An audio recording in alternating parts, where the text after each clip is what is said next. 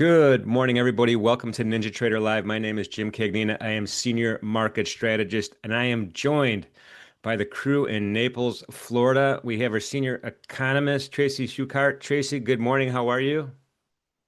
Happy Nvidia earnings day, since that is all the talk this morning. And macro strategist extraordinaire, our very own Craig Shapiro. Craig, good morning. How you doing? Good morning, Jim. All's well. Awesome, awesome. Yeah, it's a big day, huh? It's for Nvidia. Is there any other news? Let's get right to the news, Shay. I'm sure there's some other stuff going on.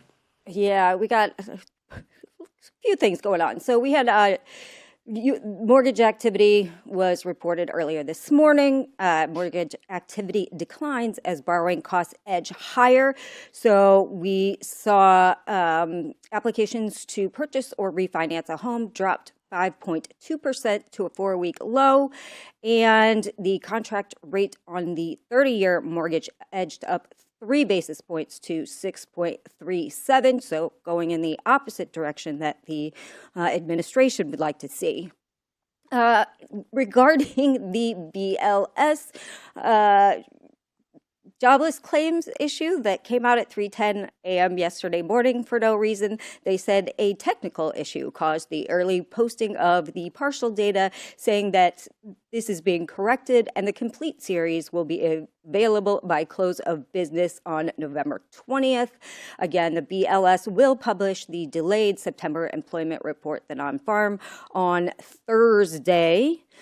So we'll see how that goes and whether or not it's kind of a hearing 50-50 from a lot of the economists. Some saying it doesn't really matter. It's September. It's delayed. They don't think it'll mean that much, and some other people think that it will. So we'll find out on Thursday. So then we have, yesterday we talked about a little bit about retail sales, right? We had a Home Depot come in and lower their guidance. So this morning we did have Target. They also lowered their top end profit outlook on soft demand. They're facing tougher consumer economy, weighted down by a cooling job market and inflation, and it's been hit by some boycotts too, by a pullback in diversity narratives. We also had Lowe's that reported this morning. They also joined Home Depot, projecting muted annual profits and sales in a year marked by Americans delaying spending on big ticket home renovations due to economic uncertainty and stubborn inflation. So retail sector's not that it's not bad, but we are seeing, some cooling in the retail, so something to keep an eye on. Next, we have Waldman sees more market pullback and subprime loan risk. That's something we talked about before. We saw a lot of subprime loan risk in the auto sector, so we'll see if that spreads further into other sectors. But he said, it strikes me that the market could pull back further from here. He said on the sidelines of the Bloomberg New Economy Forum in Singapore. I do think the technicals are kind of more biased for more protection and more downside. Mind you, the S&P is down a whopping 3%. But on course for its worst month since March. Bob Diamond, who is former chief CEO of Barclays, was also at the forum, saying that this pullback in recent days resembles a healthy correction. We've seen risk assets be repriced. In my sense, this is a healthy correction, not something that's turning into a bear market.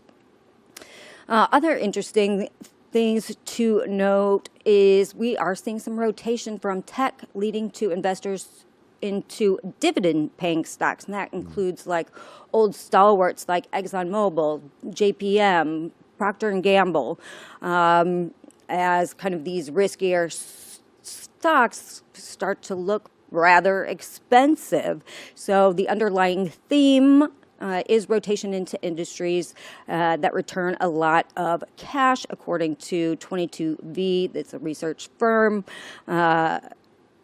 long-short cash return factor, which tracks dividends and buybacks.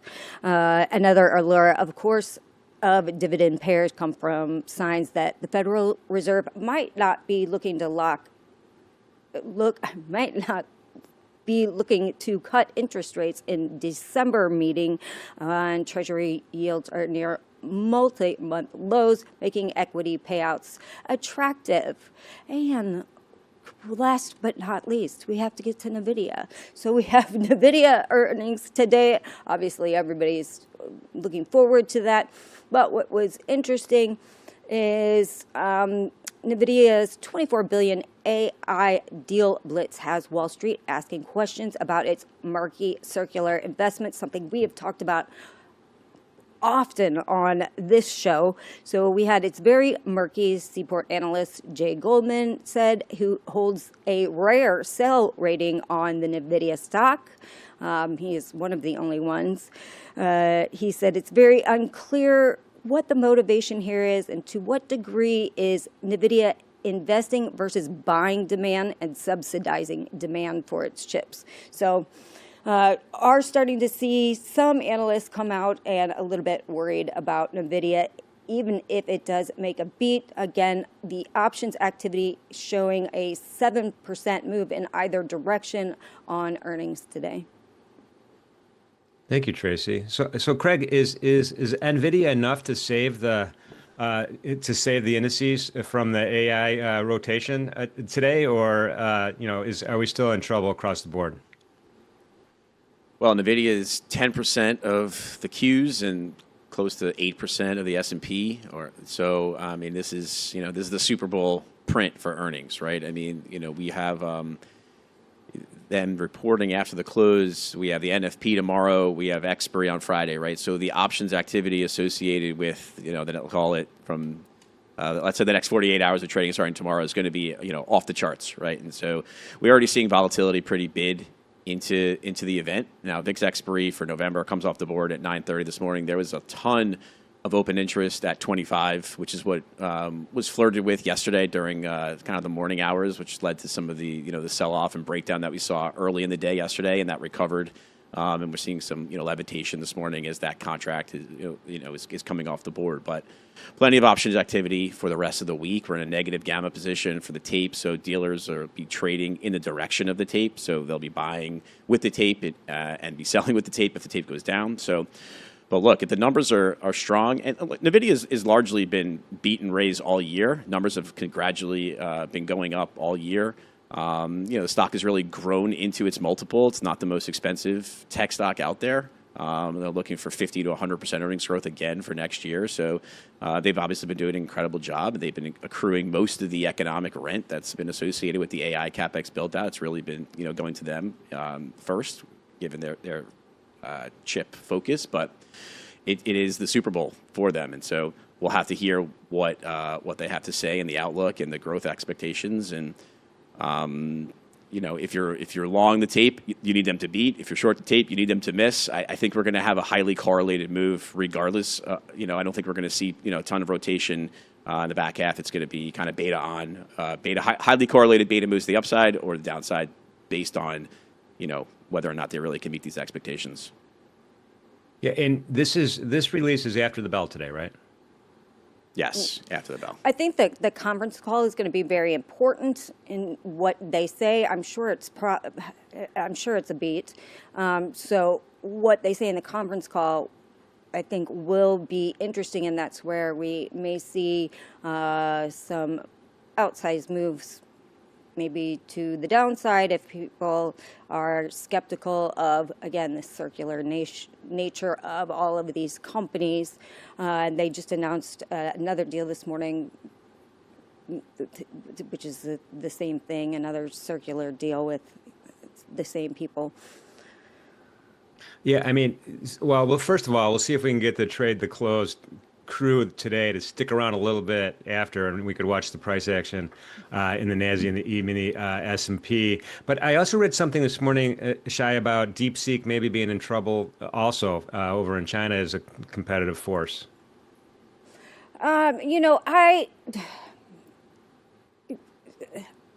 I I think the media is skewing this. I mean, I don't think anybody really knows what's going on in China with DeepSeek. We've heard so many things that have been contradictory, and so in my opinion, I don't really think that matters to the U.S. market as much. The race is already on, and that's really the only company that anybody talks about in China, as opposed to, at least we have a few more companies here.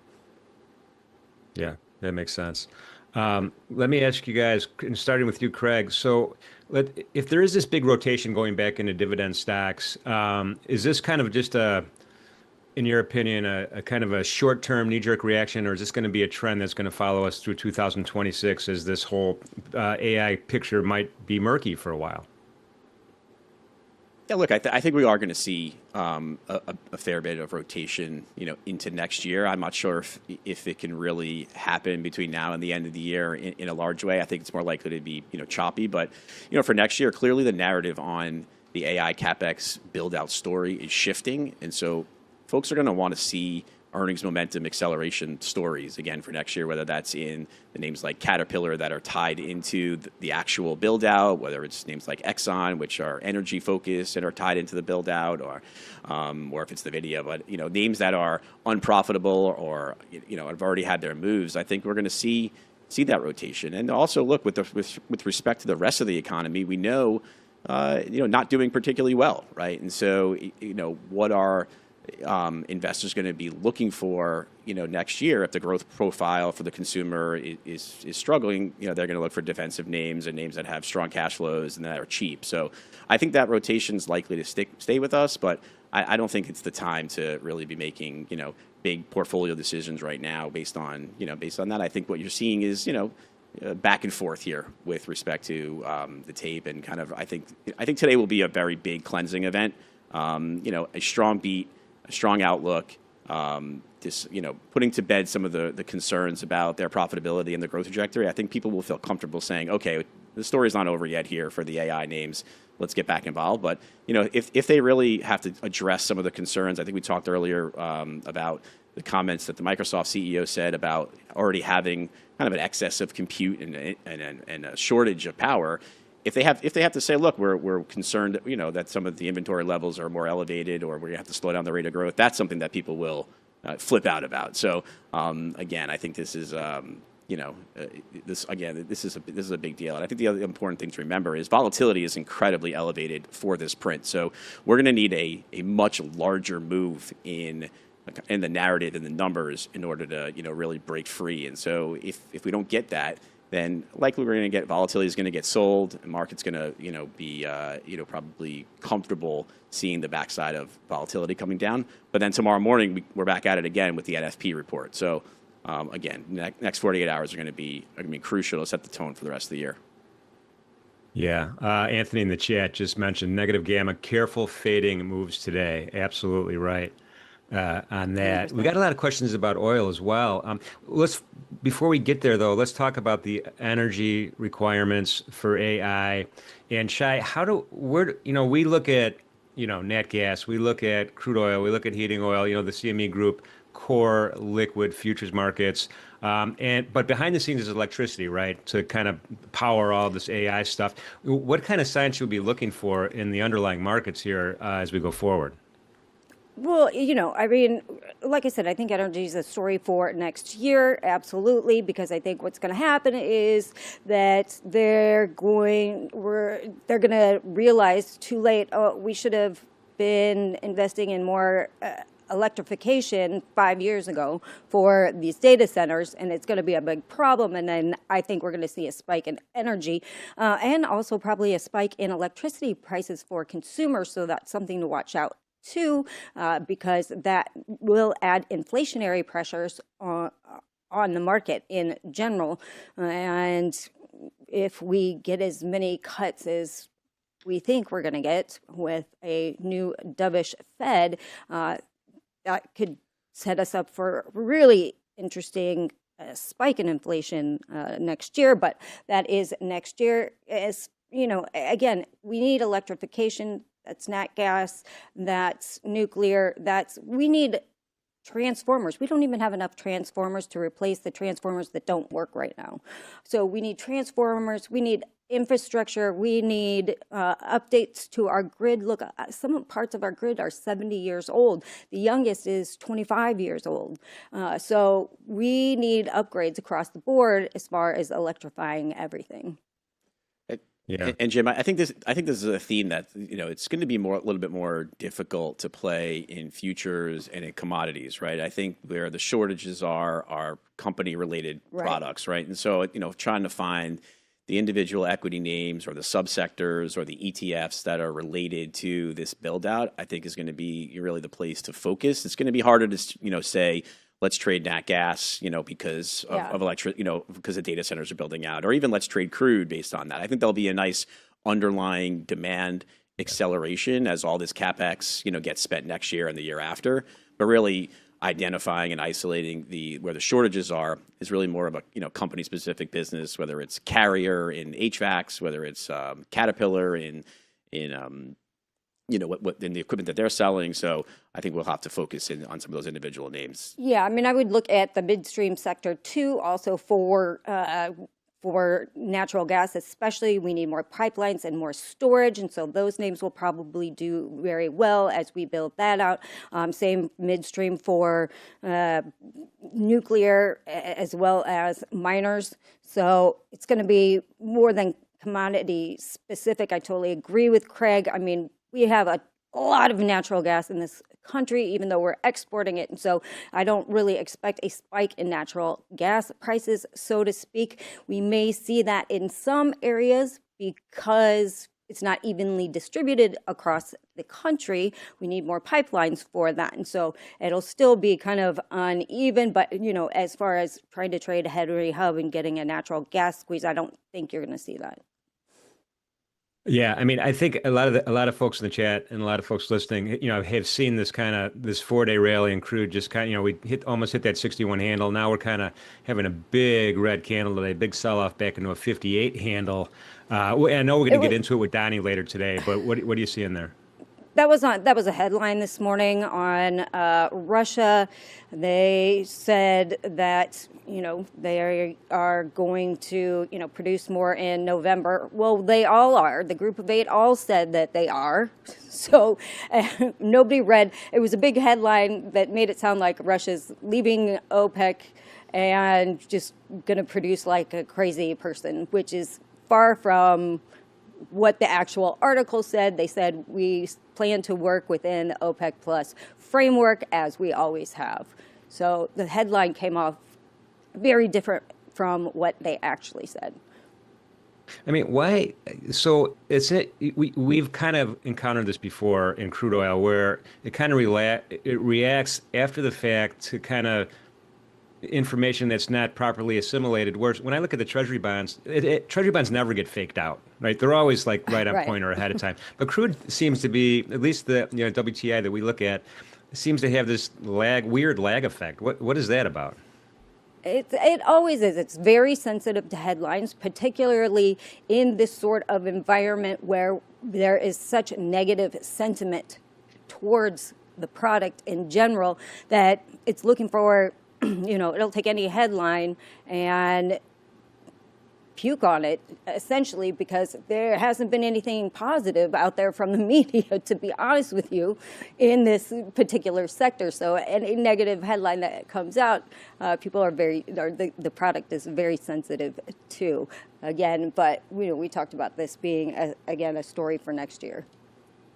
Yeah, I know. I just got to ask every morning. You never know when next year is going to start early. You never know. But, I think geopolitical risk has already obviously been factored in. Nobody, people trading oil don't really care about that anymore. I mean, we saw Iran, seize an oil product vessel last week. Oil didn't seem to be bothered by it whatsoever. Normally that would have spiked at $2. And so, again, I think this has to do with sentiment in the sector, and it's willing to sell off on any sort of negative headline without any reason to. And particularly, we have seen OPEC, and I've retweeted it on X many times, coming out saying the media has this wrong. This is not what we said. This is not, they've had to run interference several times over the last month or so in particular. And the EIA is, they're fully staffed now. They're back to normal with data and stuff. Yes. Awesome. Well, let's pivot, Craig. Let's pivot over to the Bitcoin. Is the low in, and we have a little bit of a bump up today on the Bitcoin. No, I'm sorry. We had a little bit of a reversal of fortune going on this morning. Bitcoin is down 1.22%. Trading the November contract trading at 90. Let me pull it up on the chart real quick so everyone can see it. Trading at, if I can get my mouse to wake up here a little bit, 91,700. What do you think about the Bitcoin, Craig? We still have some more downside? Tracy wrote a great piece on this yesterday. Yeah. I was going to say everyone should look at Tracy's piece on X that talked through the overhead supply and the distribution that we're seeing here. Look, the short-term narrative here on Bitcoin is shifting, right? Narrative on money printing and Fed liquidity and an imminent cutting cycle, deficit spending being good for hard assets, and Bitcoin specifically is coming under a bit of pressure as the Fed has pushed back against this cutting cycle. The odds of a rate cut have moved down to about 50% for December, and so that's down from 90+% where we were a few weeks ago. And we also know with respect to the deficit is not expanding right now, as the government is really been trying to retrench the deficit growth expansion a bit. We know the tariff revenues have been coming in, so we're just not seeing that. Now, obviously, next year will be different. Talk of $2,000 more dividend checks and all sorts of other free things for voters are going to come, and so this is a story. Maybe it's a story for next year, but right now, it's really coming under, the narrative is coming under a bit of pressure, and we have some technical overhead supply and some distribution. And I think Tracy brought up a great point that when institutions get involved and they have gains, they look to sell, right? We've changed the culture of the ownership of this asset class from hodlers to institutions, and hodlers who are maximalists, never sell, and go through the ups and downs and the drawdowns, or really don't care too much about it. But investors who are in there who have made 30, 40, 50, 80% gains in a year and see the narrative shifting are going to take profits. And I think we're seeing a fair bit of that here into year end. And so that combination of loss of the narrative short term and some of that profit taking, I think, is leading to this breakdown. And technically, I mean, it looks pretty bad. So we're struggling here to find the next narrative. And the other thing I'd say is that all these digital asset treasury companies, MicroStrategy and a variety of others that have levered up to buy Bitcoin, some of the thesis creep there is starting to shift into the narrative as well, and people are starting to get a little bit more concerned. Well, at what point do some of these last in, first out guys become forced sellers of Bitcoin?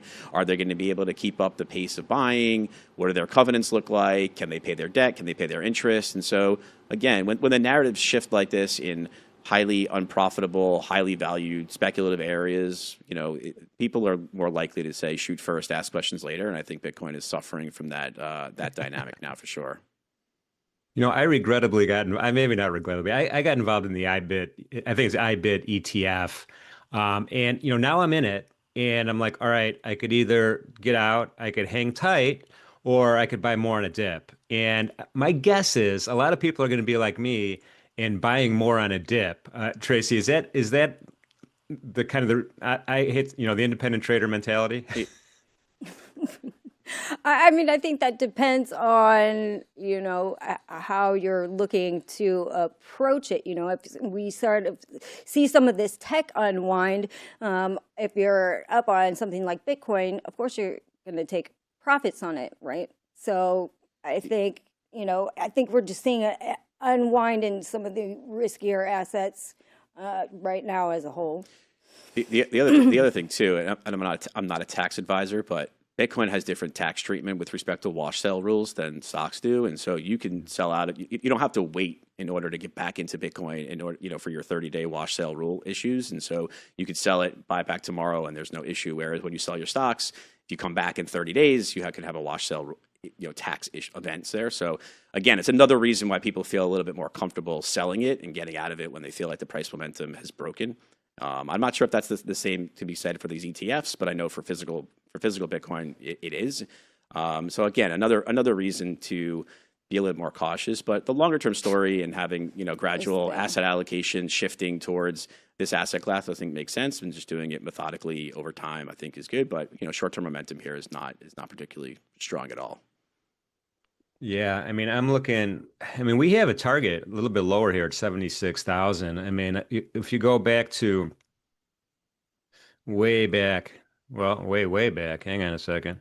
Way back to, we had kind of a double bottom. The second part of that double bottom was in April. The first one was in March. I just kind of keep extending that purple rectangle over.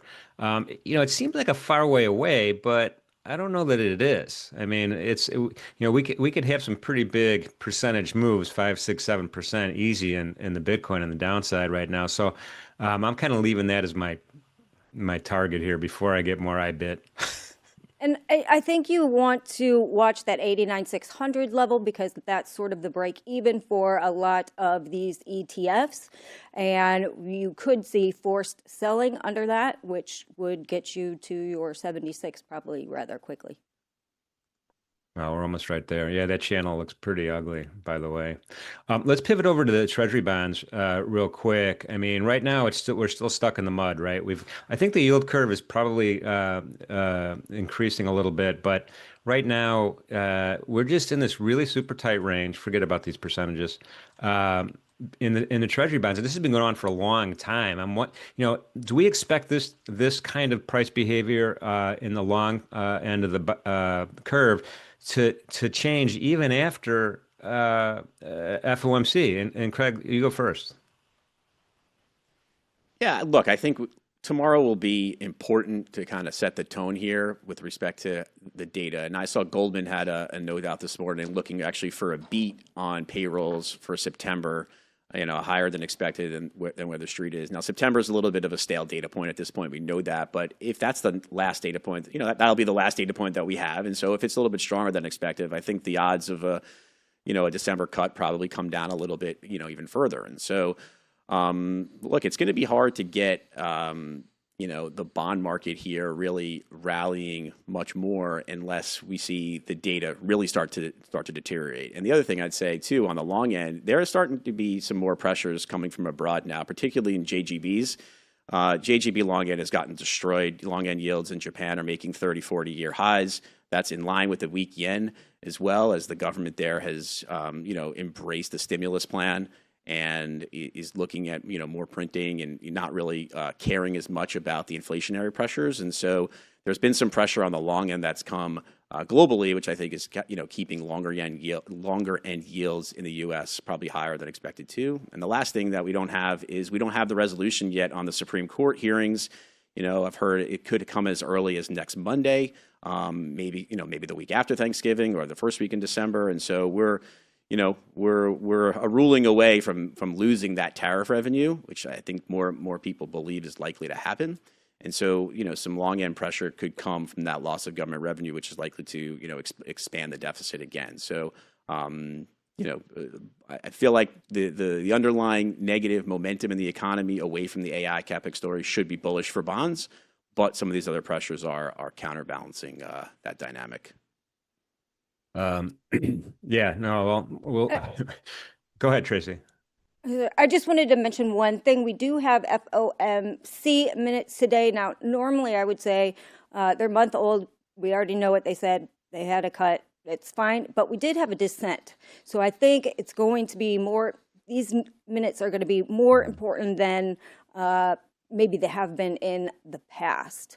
So I know a lot of economists, including myself, are looking forward to the minutes and seeing maybe if it gives us a little more clues whether other people were leaning towards a dissent, and that means less chance of a rate cut in December or not, even though the odds are down. But I think that these minutes will be closely watched compared to maybe some other months. Yeah, so Shai, it almost seems like, Chris was telling us yesterday, Chris Irons was with us yesterday saying, and I think a lot of our guests have expressed the same view. 25 bips doesn't matter one way or the other. Maybe even 50 bips doesn't matter one way or the other. The real meat on the bone here is what the Fed officials say. How do you feel about that? Yeah, absolutely. I mean, again, this is why I think these minutes are going to be very important, and we're sort of seeing different camps sort of build within the Fed, right? We have the dovish members, and now we're having a lot more hawkish members. And so we are seeing a divide within the Fed itself, and it's becoming larger. And so again, I think we need to listen to what they say, and again, look at these minutes very closely. And we'll actually have Danielle DiMartino Booth on tomorrow to talk about the Fed minutes. Wow. All right. That's a special guest for sure. We do, and we have DCP coming on in a minute. And so we're going to get into bonds, crude oil, a bunch of other stuff there is as well. So we'll see. I mean, I don't know. FOMC used to be the big thing, and now maybe it's more about jobs and in AI going forward. I mean, Craig, what's your feeling about? I guess the poly markets now are kind of giving us some hints about who might be the next Fed chair. And I know, Craig, you've said before. Once the new team is in place, I think it's in March or April, it might be really a strong political pressure to just cut. Is that still kind of your forecast? Yeah, look, I mean, I'm looking right now. I think Powell's term ends sometime actually in May, so he's got four meetings left right now, and the market, interestingly, is looking for less than 2 cuts over the next 4 meetings, right? So there's a clear slowdown in the pace of cutting that the market is expecting right now. Trump had some comments yesterday and said we're more likely to see this by before Christmas, and we'll probably he said something like we'll go with a standard candidate. So I think he's either deciding between Hassett and Waller right now. I guess Warsh is maybe an outside chance, but I think it'll matter if it's Waller or if it's Hassett. I think if it's Hassett, the market will think of him as clearly a Trump guy. More likely to cut rates more aggressively right away from when he gets into the seat, and I think pressure on the long end is more likely to happen. The bond market's probably gonna not like that announcement as much as they would like to see Waller in there, who's seen more of kind of as a clearly on the side of the administration, but a little bit more old guard in the way he thinks about inflation. He's been hawkish before, dovish now, so I think that would be a better pick, let's say, for the bond market, but. I think Trump wants, he was calling Powell too late again yesterday. I think he wants to see rates much lower next year, particularly in the lead up to the midterms. And so I think poly market odds on Hassett are breaking out here. So, and betting markets typically have a good read on these types of things. But look, I think the hawks on the Fed don't really feel like they have enough data yet to believe that an imminent cutting cycle is necessary and is actually really going to do much. I think there's a concern that this cutting of interest rates right now could lead to more inflationary pressures, asset price momentum moving higher, inflation expectations further coming out of control, and that's the part that they're worried about. And I don't think they believe that a 25 basis point cut is really going to do much to arrest the labor market issues that we already have. And so I think that's why you're seeing this divergence at the Fed currently. And without the data, I think they're more likely to just say, the analogy they've been using is we're driving through the fog. It's time to slow down, or maybe even pull over to the side of the road. And I think that's what we're going to hear from these minutes, and I think that's what we're probably going to get, here in the next couple of weeks of trading and speeches, unless the data completely rolls over. Right? If we start to get the claims data in the next couple of weeks, that is a disaster, and it's clear that the labor market is really decelerating much more rapidly. That'll bring in talk of this December cut again. Yeah, I mean, driving through the fog. I mean, I think that's a smokescreen, no pun intended. I think the FOC members have some really good data that they're plowing through and have a pretty decent pulse on what's going on. But what do they have? Tracy, what do they have? 1,000 economists on board? Yeah, pretty much. I mean, no short of economists there, that's for sure. Yeah, no, absolutely. Oh, wow, look at the time. Time is flying here, guys. We're almost up against time. Craig, let's go ahead and end with you. Any last second thoughts? Yeah, look, it's Nvidia day to all who celebrate. It's payrolls tomorrow, expiry Friday. Keep your head on a swivel. With the volatility this elevated and in a negative gamma market's gonna be whipping around crazy. And then come Friday, every stock is a zero data expiry option on Friday. So it's going to be crazy. And so I'd say, size down, think about it. But as we transition into next week and into the end of the year, the Nvidia outlook is going to be of paramount importance here. So, all eyes on that. Very awesome. All right, everybody, follow Craig on X. He also has an excellent Substack. Recommend everybody pop in there and check that out as well. Craig, thanks for all the good info this morning. Looking forward to talking to you soon. Sounds good. Thanks. Time for an Edge Report. Let's do it. Sorry for that little pause. I'm so excited because we got Donny coming up next, and I'm excited. We were texting last night, and so I'm a little bit excited about it. Let's go ahead and check out the E-mini S&P this morning. This is a daily candle. I have this long-term area support here. We kind of wicked through it yesterday. We almost tapped it again today. That's around 66.10-ish. Again, support and resistance are ranges, not exact line in my mind. But the line in my mind is the quarterly pivot. And that's at 68.58. As Pax would remind us, we're just popping up against that right now. So again, are we going to be selling off of that pivot, or are we going to be buying off of that if we get a rally up? So a little bit of a rally, but still, we're nowhere near the piercing line of the previous candle. So I'm not that excited about it. The piercing line of the previous candle is the midpoint of the body of the candle, and we're, I'm just eyeballing it here with my crosshairs. We're almost to it, not quite. So that's going to be another kind of line in the sand along with previous week's lows, which are right there at 70.5. So there's a lot of congestion going on here, a lot of stuff going on from a bigger picture point of view. And then I have this kind of old area support here, which is going to be resistance, and it's a big kind of area. So, and that's around 67.30 all the way down to 67.10-ish, give or take a couple of points. Intraday, well, we started off pretty good. After the London initial balance, we had a breakout to the upside here. But we have some sellers wicks here. We have some pretty keen resistance right at 66.64 right now, 66.65 right now on an intraday chart. As we're kind of trading between the highs and the VWAP right now. Session VWAP is kind of a little bit lower. It's right by that point of control, although the volume profile is very immature so far. It will pick up. We have decent volume so far, 208,000 contracts traded. It's pretty good volume day so far. Targets on the upside. Really, you got R1, right? That's the daily pivot. That's his 69.93. And then we have that JAX 2 level as the next target up at that even 6,700.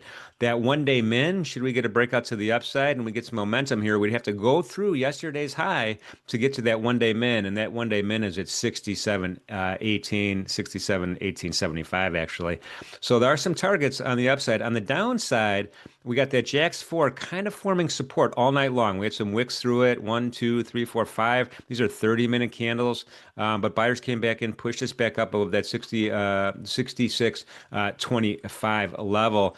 Should we get a breakdown, I should say. JAX 1 is at 66,000, not a surprise. And then previous sessions lows right below that with S1, and then that one-day min is all the way down here at 65.60. So that would it's a target for sure, but we'd need a pretty decent sized breakdown, which is totally doable in the E-mini S&P today. So we're going to cover bonds and crude oil with Donny in a second, along with some other markets.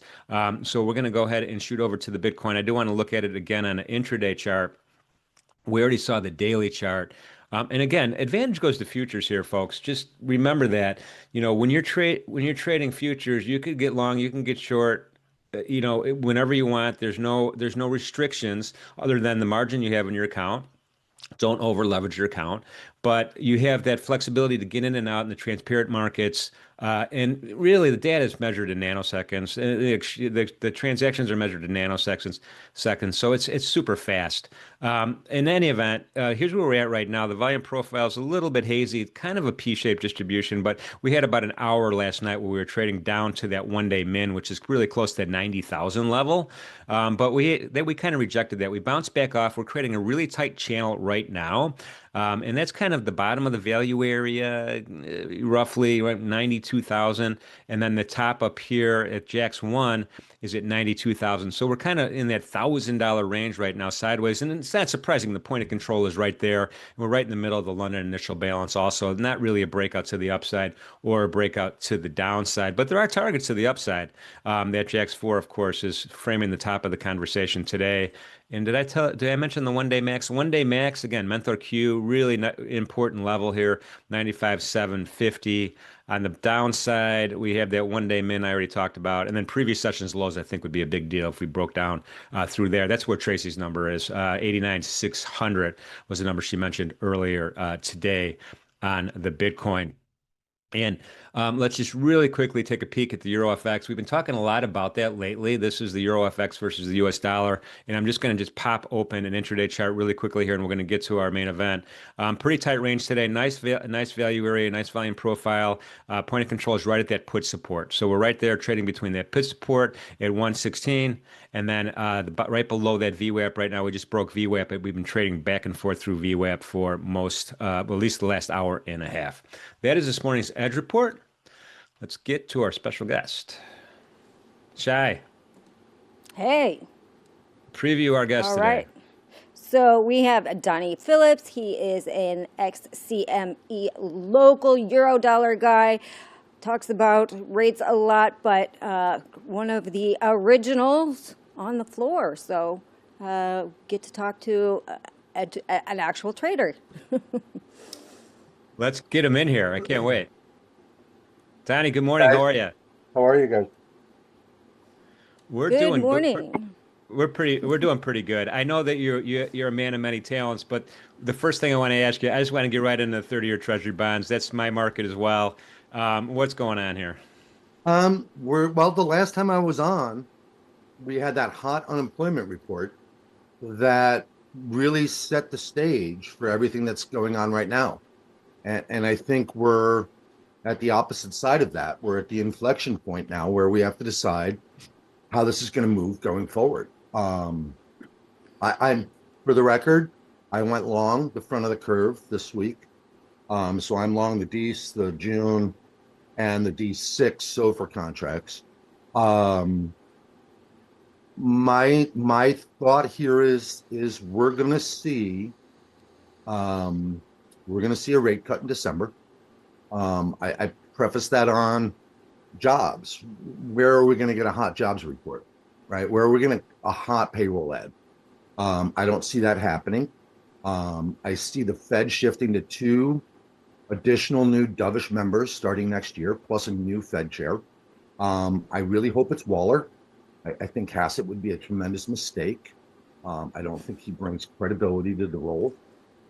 He's a talking point. He's much better served sitting on Fox, giving briefing points than he is making Fed policy. Waller is a dove. His comments on Monday were the reason I went and got long. I don't think we face the risk of losing the long end. I don't think that overnight funding in the overnight repo market and the swap market is a concern, the way everyone has been talking it up the last 3 weeks. I think that is a function of a hedge fund trade, and they just have too much leverage in the space. So I am cautiously bullish on yields here. I think we are going to get 2 weeks of data, as skinny or as weird as it's going to be, on jobs between now and the first week of December. And I will get an unemployment actual number from the household survey in December, theoretically. But we're going to get September payroll, no data for October, and then we'll get November data in December. So we've got a big gap of jobs data that we're not going to be able to fill. But I believe the market is going to be recessionary. I don't think so. It's got that potential. But I believe we're going to see a slow set of cuts that roll into the market. I mean, right now, the B5 SOFR is trading around 382. You go to March, it's 3.6. You go to June, it's 3.3. And then it dips down into the low threes there, which really only implies three more cuts over the next 6 months, 12 months. Is that going to be sufficient to keep Trump happy? Is that going to be sufficient to keep the market happy? That's probably the next trade here is how does the belly of the curve move? I would expect we get the 10-year to touch 4% again here soon. I would expect we see a 4.5 on the 30-year at some point in the next 3 months. And the real question is how do we get there? Do we get there because we have controlled cuts with a well thought out process and a clear narrative? Or do we get there because we have to cut because the market's starting to really deteriorate? So if I look at it from that standpoint, I look at the ES and I see the previous low from the beginning of the month at 65.40. I think that's a relevant number. 65 even, 64.99 is a one standard deviation of the last 180 days on a 4-hour chart. So that's usually a really solid number. The last time we traded down to a negative one standard deviation or below was Liberation Day and all the volatility and the chaos that came from that. So I don't think we're there yet, right? I mean, I kind of think we're seeing the market come up against some of the realities and kind of taking away some of that happiness that we saw from the beginning of Trump's term. We're seeing things come back more into perspective.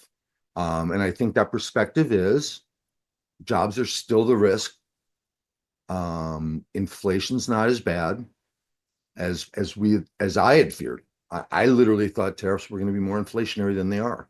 What it is doing, and the Fed report actually supports this, that they just released last week, that the tariffs actually slow down the economy. They're disinflationary at the end.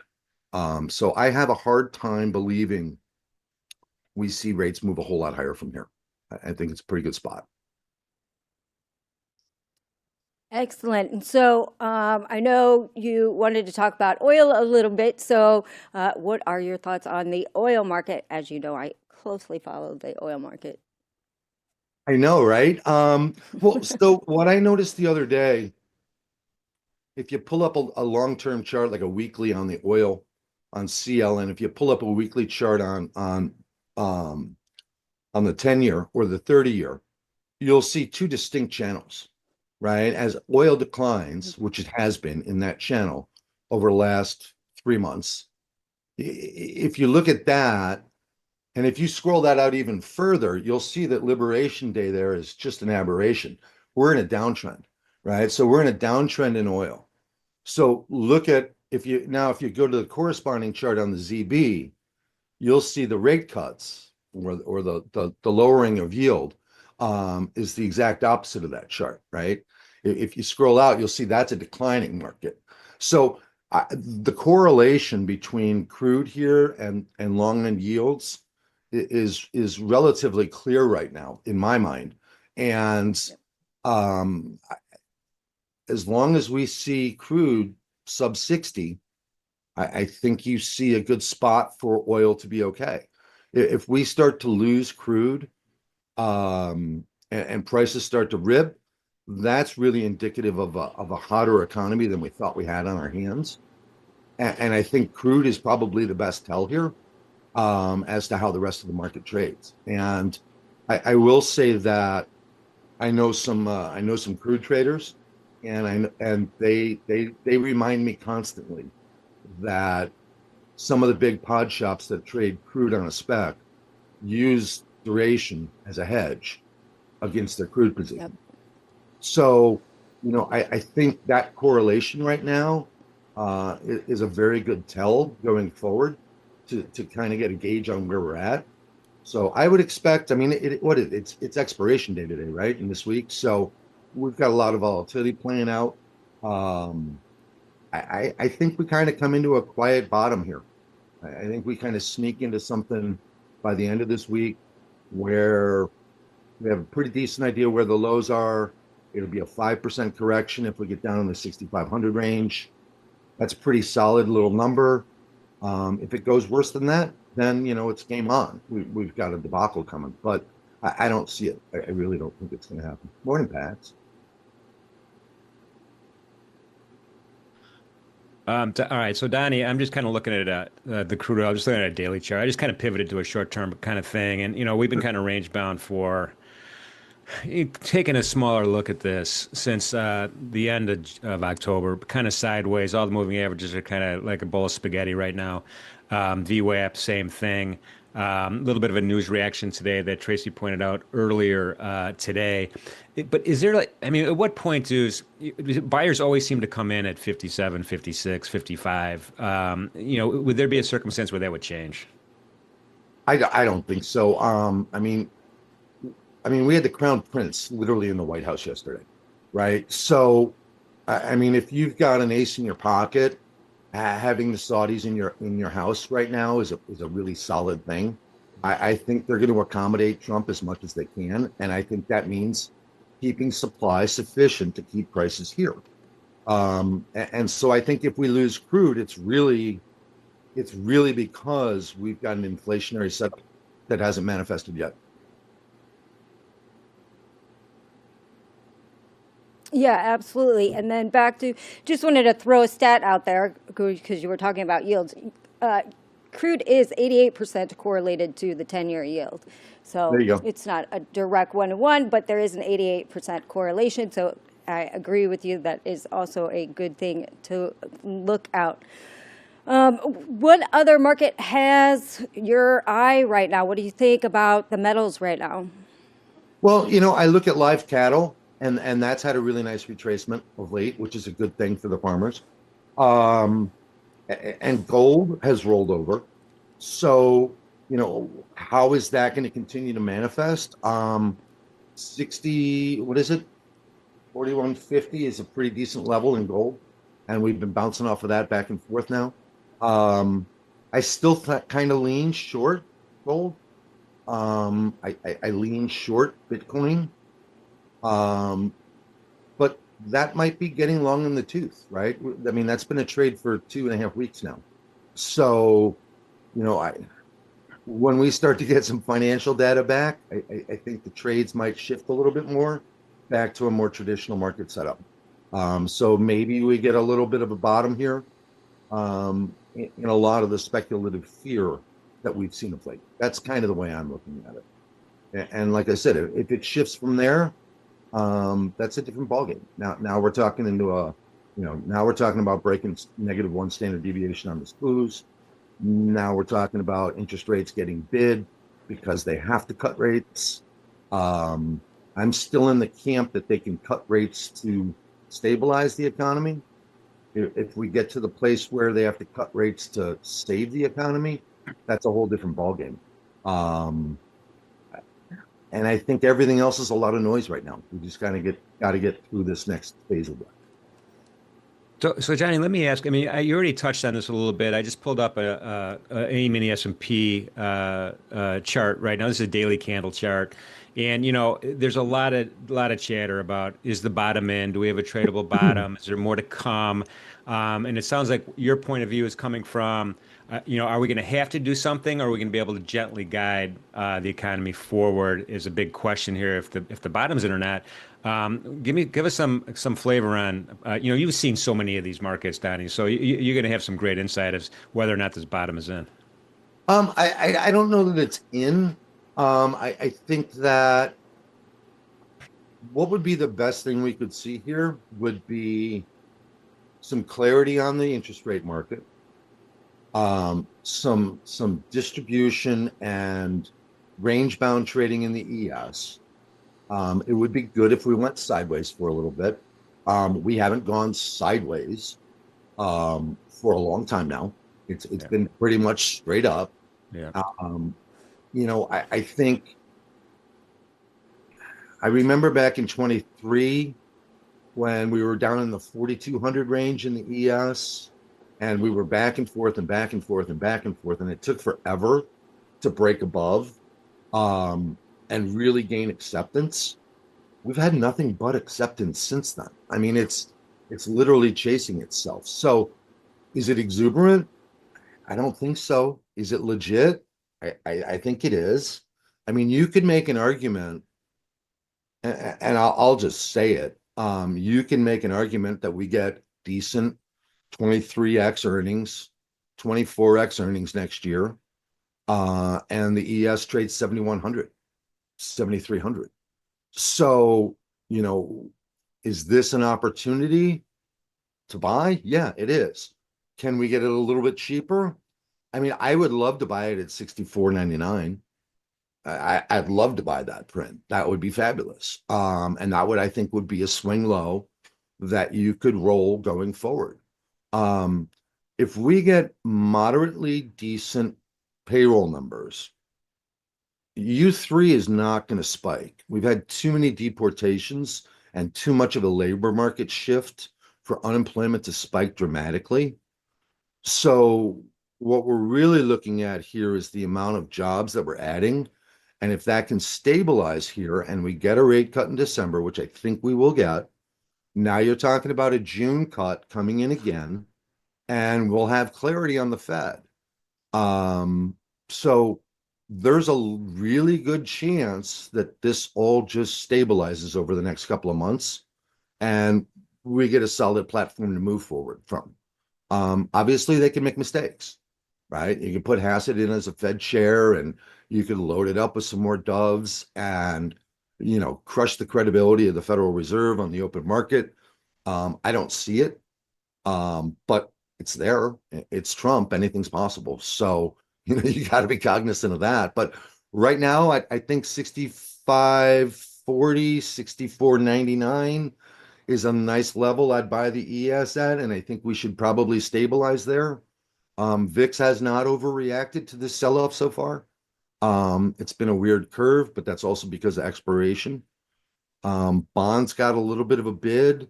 I think the 10-year on a 4-hour chart, or the 30-year on a 4-hour chart, has got a pretty good line in the sand here, just below Monday's low.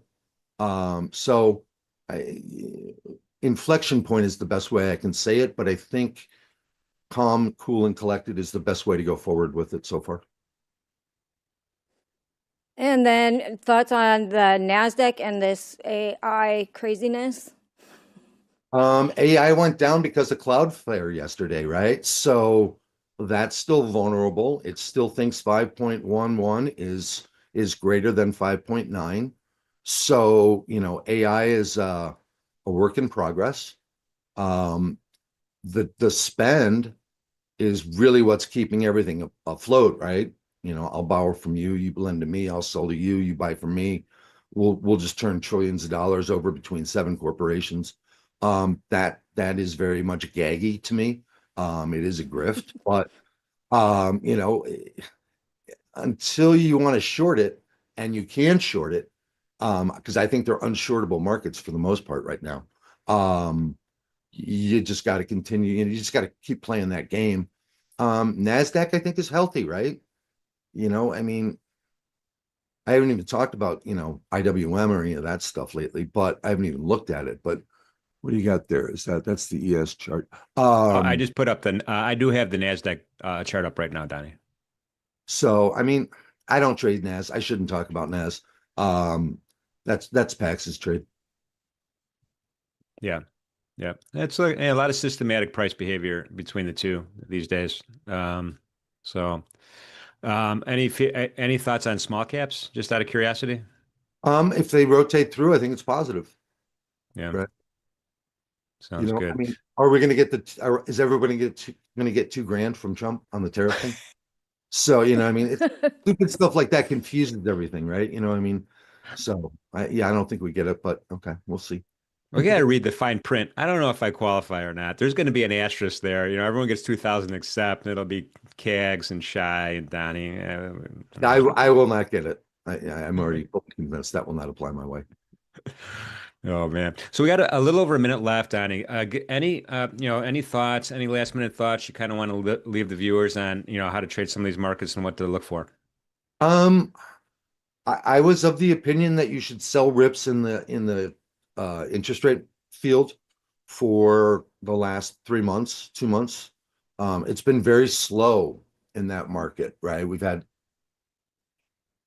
no real data, so it's literally they're trading ADP prints. That market is going to wake up a little bit here, I think, going forward as we get real data back in again. And I mean, you could literally just say that this market is correcting because it was at all-time highs, and we're going to get real data again. And people are nervous about what that data might mean. And I don't think that data is going to be crazy bad. I mean, go to Costco. There's no recession at Costco, right? So, it's not a recession. It's not super hyperinflationary. We're getting a slow stabilization of the marketplace. I think it's going to be okay. I think it's going to be a really nice holiday season. All right, all right. Well, I love that the cheery optimism, Donny. It's always great to talk to you. Appreciate you waking up early. I know you wake up early anyway, but taking time out of your busy schedule to be with me and Tracy. My pleasure. My pleasure. Thank Can't you. wait to stick around and see what Matt's got to say. All right, we'll talk to you soon, man. Sounds great, guys. Thank you.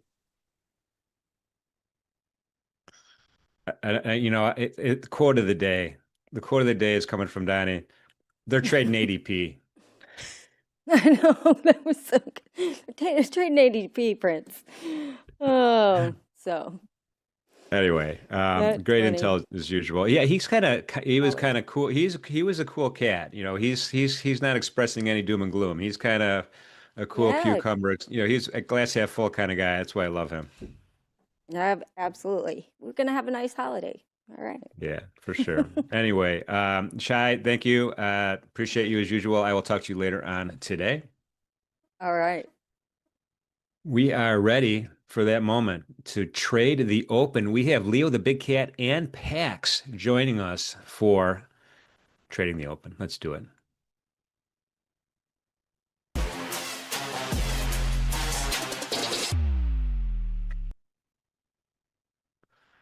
What up, Good morning. There he What's is. good? Good morning. Good morning.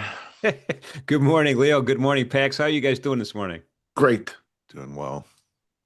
It's great listening to Donny. I don't have the same. I don't necessarily have the same outlook on the stir as he does, only because I don't trade the stir. So I'm listening to everything he says, and if he's long, short end of the curve, then I want to be too, although I'm not. And I do see the same thing with equities. I think 66.58. Quarterly pivot. Nasdaq is 24,568. Nasdaq's above it. SPOOs are churning it. Makes me want to do nothing today in front of Nvidia. And today Wednesday? Yeah.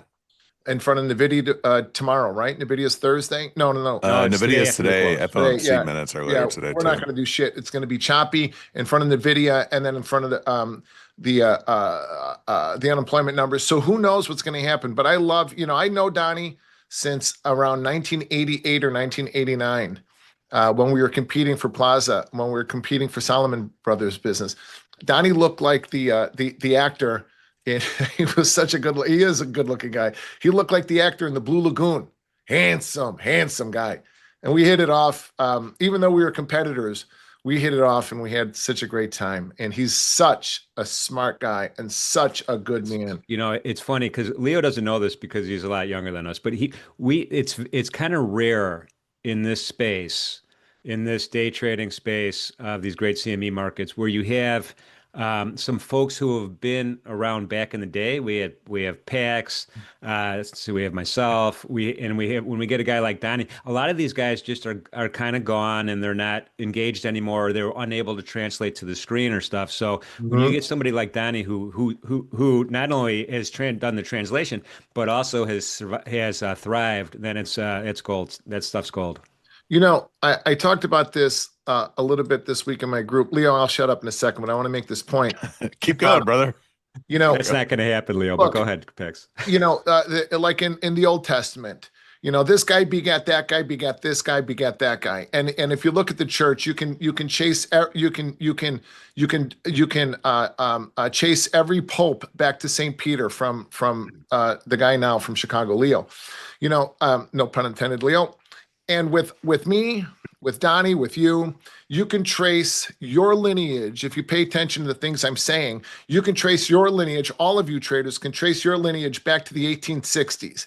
I'm begat by Judd Hirschberg and by Ira Harris. I'm still friends with Leo Malamed, the man who invented this. Jack Sandner. I helped Terry Duffy get elected to the chairmanship of CME. It was all the way back to the guys like Ira Harris, Lenny Feldman, Chucky Reeder, Vince Schreiber, the best traders that nobody's ever heard of, Ross Deutsch. all of these guys back to the very beginning of this business when Dow theory was invented and some of the blue-blooded guys before the Jewish and the Italian guys took over to Merck.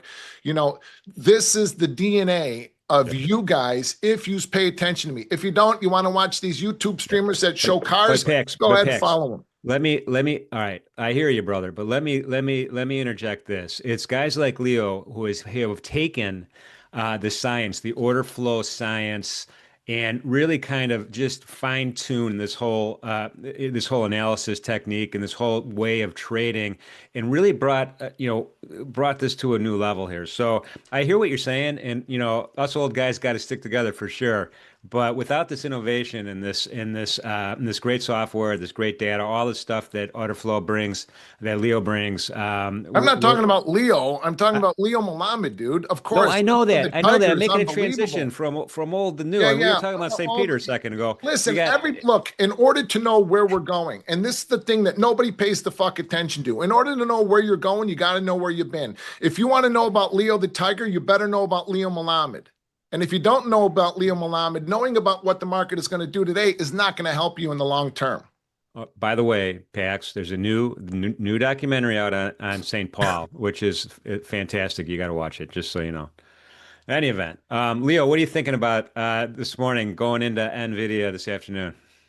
Yeah, I think unfortunately, I'm not expecting a lot. We have FOMC minutes at 1 o'clock today, and then we have Nvidia earnings after the bell. Now, prior Nvidia earnings day, sometimes there's a late day move, but usually it's pretty slow. So I'm not expecting a lot this morning, and we are churning.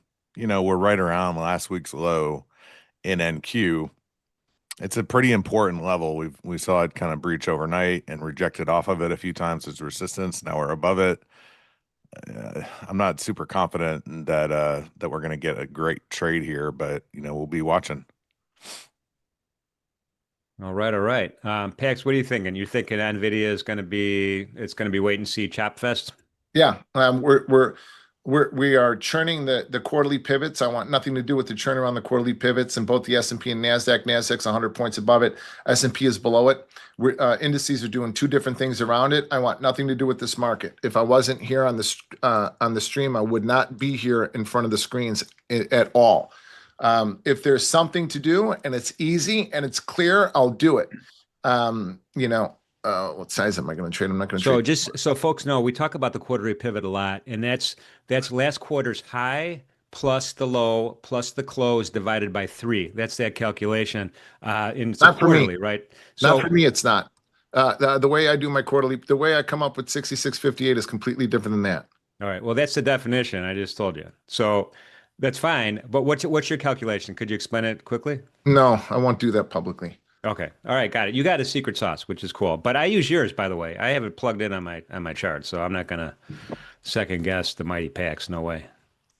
66.58. I've talked about it since when did we expire in September? 66.58, and look how we keep gravitating to it. We get a little bit below it, we get above it. We made a high of 69.80, 53 quarter or 53.75 or whatever, 69.53, and the upside target that the quarterly pivot gives us is 69.80. Is 69.53 high enough? Yeah, it could be. We get a couple of closes significantly below 66.58, then that changes the tenor of the market from a buy the dip market to a sell the rally market. But right now, the fact that we're churning it and we're in the second day of churning it, we don't want anything to do with it. Let it get above it, let it get below it. Don't be a hero and don't be a hero and try to pick a side. Too many people try to pick a side here. We're gonna rally above this. So when you buy it, we're 200 lower. Could that determination be made intraday today, or do you want to see a candle close? It'll be tomorrow. It'll be after Nvidia, or it'll be after the NFP tomorrow. Yeah. Leo, what do you think of that? We're going to get some data coming out soon. I mean, we've been missing some data, so I think the reactions will be even bigger than normal. Right? It's almost better without data, maybe. The market could just, gently go up and up and up forever. Yeah, no, I hear you. Leo, are you looking at anything other than the Nazi and the Spoos today? No, I mean, I was looking at this gold chart earlier. It looked like this or mid trade. Um, kind of missed out on that opportunity. Gold's been quiet ever since we started looking at it, which I think is great because we can just go back to the indexes because they're now moving or they have been. Yeah, so I'm not looking at anything else besides these two. I got to say the micro gold is come it is come of age. I mean, there's 264,000 contracts traded already today. This is going to be competitive with the micro everything. I mean, it's kind of crossed that line where it's like, yeah, I'll trade it if, every once in a while to now it's a very popular market. And so that liquidity is good for everybody. That price Yeah, action is good for everybody. So it's not going away that the gold futures. yeah, lots of people are trading gold for sure. Yeah, What's gold doing? Oh, gold is rallying. The gold's got a great rally. Oh, good. All right, gentlemen. Appreciate you both being here together to trade the open on the Nvidia day. Thank you for your time. Chat, everybody, thank you for being here. I didn't say hi to the chat this morning. Good morning, chat. You guys have great comments in there. I'm following it. Appreciate everybody being here. Appreciate the thumbs up. Let's get some thumbs up in here early. Let's get some subscriptions here early. We greatly appreciate that. And we appreciate everybody who's following NinjaTrader Live, whether you're in the chat or not in the chat. You guys make the show. So thank you for being part of us. I'm going to dip into the chat and I'm going to wish Leo and Pax the best of luck should they decide to make a trade this morning on the open. Unbelievable. Thanks, Thank you, Jim. Jimmy. Hey, Jimmy, you got to quit calling Bitcoin the Bitcoin. It cracks me up. Every time you say that, it makes me laugh. I was in the shower listening to you guys talk this morning, you and Craig and Tracy, and every time you say the Bitcoin, I think, God, we sound so old. We are old. I hear people use that with other markets too. Like I hear people a lot call it the Nasdaq and not just Nasdaq. I think it's funny. Or the NQ. Yeah, the NQ. Yeah, right. I don't know why it tickles me to do that. Like every time I'm in the shower washing my hair, and the Bitcoin. What do you think of the Bitcoin, Craig? And I just laugh. Oh, he's Yeah, gone. He's out here. Shit. that's funny. Sorry. The Bitcoin. Look, I mean, the markets are opening. I'm in front of, in 15 minutes. And I'm in front of the screens. I don't have the intention to trade, but I will have the intention to trade only because I'm here. But I get a little, look, this is my money and this is how I feed my family. So I get a bit intense when it comes to trading. Well, I think the people love the intensity. if you don't, you can go fuck yourself because I'm going to be an intense man. I really don't care. I got a Joey Short Squeeze wanted me to say hi, by the way. I love that kid. Yeah. I don't know if he's a kid, but I love that guy. Joey Short Squeeze is a great follow. Mm-hmm. He is. And I know you know, but if you guys don't know Joey Short Squeeze on X, he is a great follow. And if you ever see him speaking on a Twitter Spaces, jump on. Yeah, we used to jump on every Friday night for a while, and then it just kind of died out. We got busy. We had a baby. Joey's been doing his own thing, so. Man alive, how's the baby doing? How are the kids doing? Yeah, she's good. She's still attached to mom like 100% of the time. So it's just, I'm just available to help whenever she needs it and doing a lot with our 6-year-old. So just trying to fill in where I can. I know, Leo, I know when the kids are little that everything seems like every day seems like a month. But those days just fly by, before you know it. Yeah. I really, honest to God, before you know it, they're young adults and, they're I don't know, just, or teenagers. Our youngest is 16 years old and she was talking about being at a party the other day after, her she's a cheerleader, high school cheerleader. She was talking about being at a party the other day when she was talking about the kids drinking. And I said, what? She's my 6-year-old Corey. She's 16 years old. She goes to party and kids are going to be drinking. My kids, she doesn't, but I hope she doesn't. But anyway, just to hear my baby say that was shocking. Holy shit. What are you talking about? You're a baby. She's not.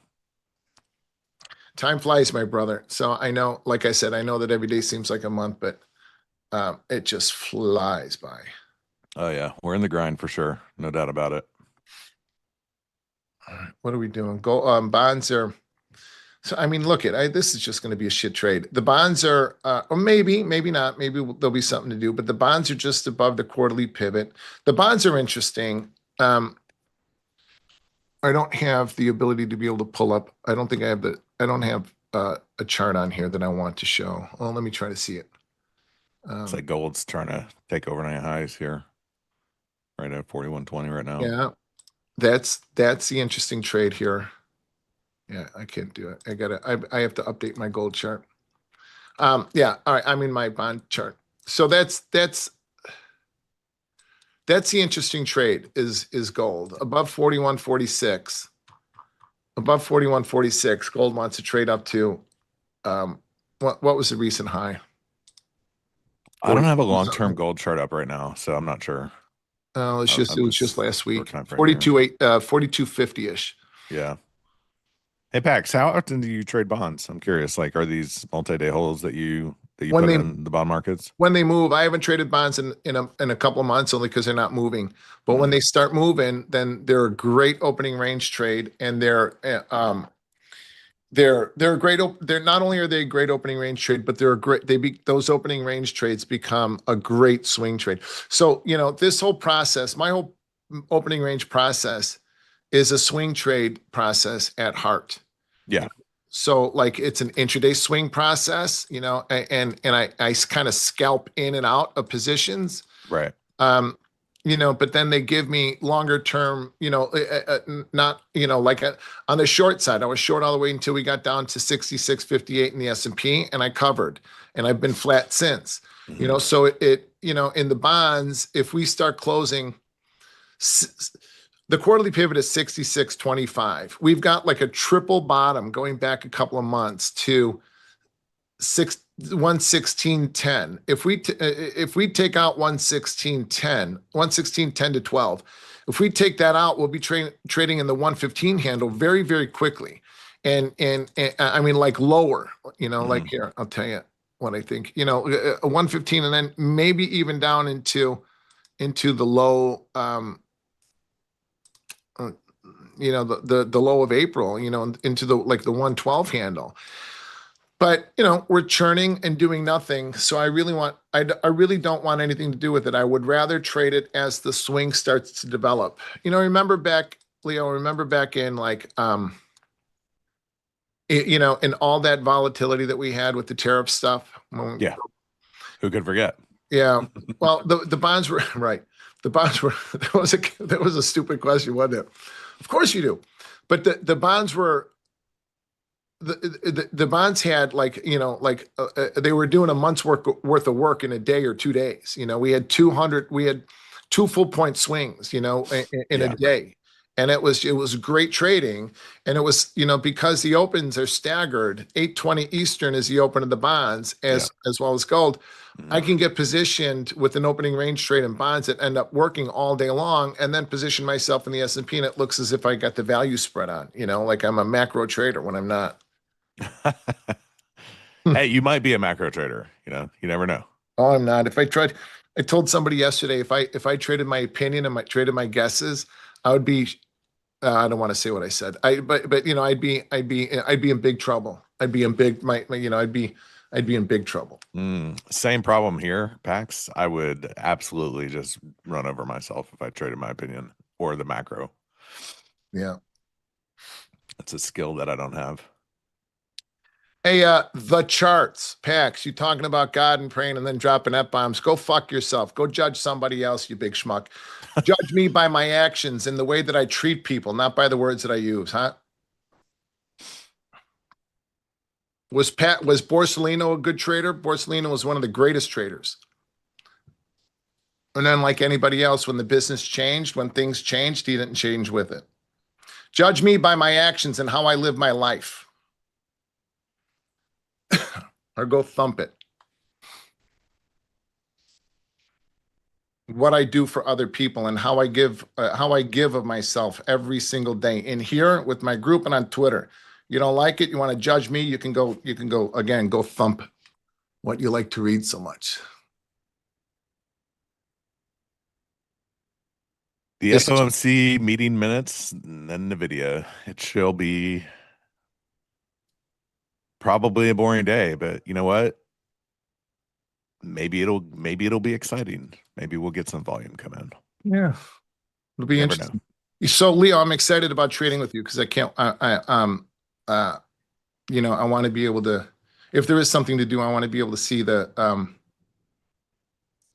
You know, I want to hear in real time how everything kind of matches up, how the opening range stuff matches up with the order flow stuff at the same time. You know, because Yeah. we get confirmation like that. Those are powerful trades, and I have no problem adding to them. Yeah. I use a slightly different opening range time frame than you. You know, I know you know that, but for me, it was just about slowing myself down because I trade, NQ, and I wanted to give myself kind of force myself to slow down. And then I found that OR mid, which essentially is like if you break out of the OR and you come back to that midpoint, it's actually a really good trade that's backed by, some stats. So that's kind of a playbook setup for me when that happens. the only stat I care about is when I'm taken to my what I'm Yeah, taking to the bank at the end of the month. Yeah. My stats don't matter. I have a crazy way of trading. Okay. Don't think you know very much about my trading then, if you think it's crazy.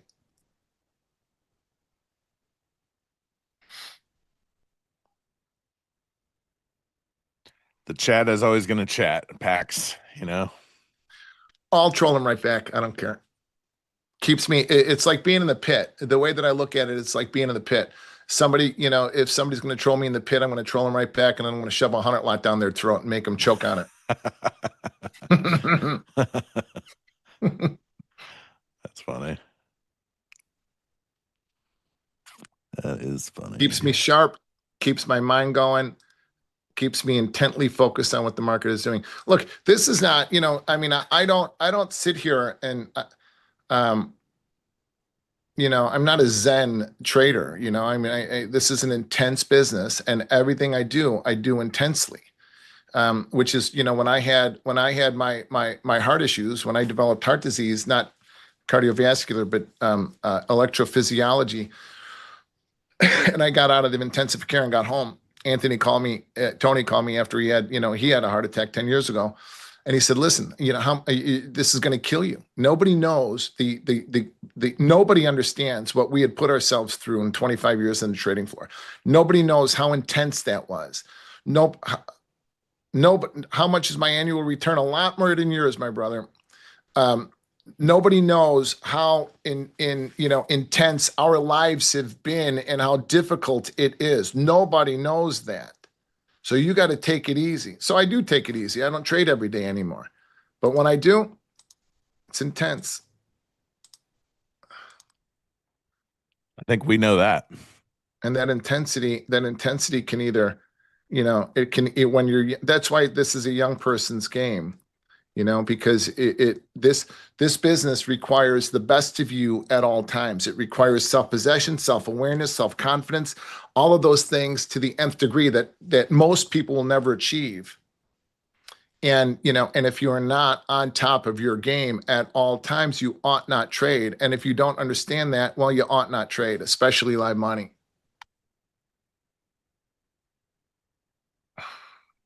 And I'm looking to live to be 115.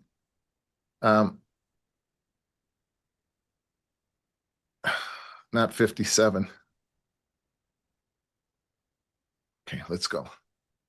So again, we're churning quarterly pivot. Usually when we open up at a macro level in my work, then it's usually a choppy trade. Let's see what we're going to do. The fact that the NASDAQ is above it, bonds are starting to rally. Gold's rallying. Crude's breaking. I don't know. Silver's rallying. I don't know. I don't have much of a feel for this. Gold came all the way back to its 5-minute OR here. It's back to 41.10. When did gold rally? I didn't look at it overnight chart. Well, rallied overnight quite a bit. We Was we it went early? from about 2 a.m., 3 a.m. So like a London Open. Yeah. That's Now it's interesting. consolidating between 4,100 and 4,120. So it's been kind of stalemate since that rally. I wonder why gold would pop like that off of Europe's Open. Somebody asked if I'm from Europe. No, I'm from Chicago. My grandparents were from Europe. I'm from the south side of Chicago, my brothers and sisters. I'm born and raised on the south side of Chicago. My grandparents were from Croatia, and my dad was born in Ireland.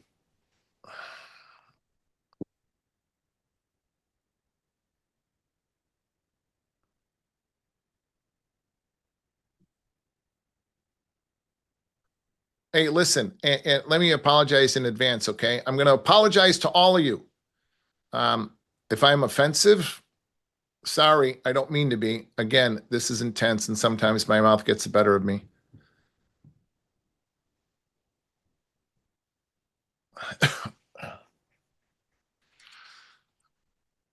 Let's see.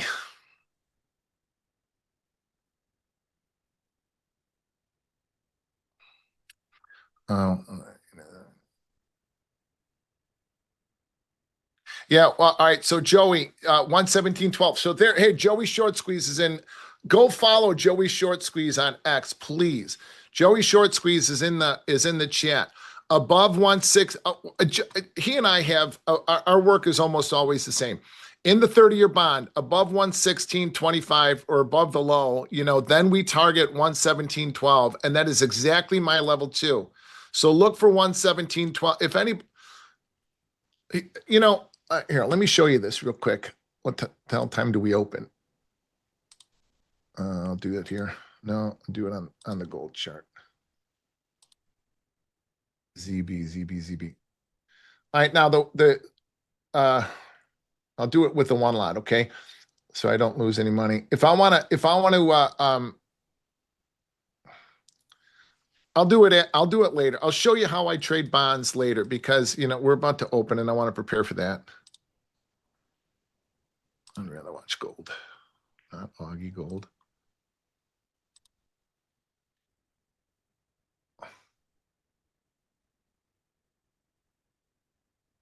Okay.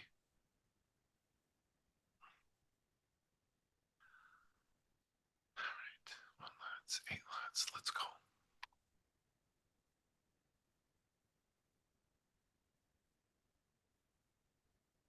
What do you, huh? They thought they lost your audio. I wasn't saying anything. I don't think I lost. Hey, that everyone gets confused when they can't hear back. Yeah. Hey, whoa. I don't think I lost it. I think I was just quiet for a couple of seconds. Everyone's like, "Where's Pax?" Sorry. Moment of silence. And another thing too, I'll apologize for this if I step all over Leo because I want to hear what Leo has to say too. But my brain, when I'm trading, one of the reasons why I'm good at this is because my brain acts quickly. My brain takes in a lot of information and acts on it quickly and decisively. So when I'm trading, oftentimes I speak. Pat, my brother? Are you asking about my brother, Pat? Oh my God, is that my Carms? Is that you? Fuck, Pat's doing great, Michael.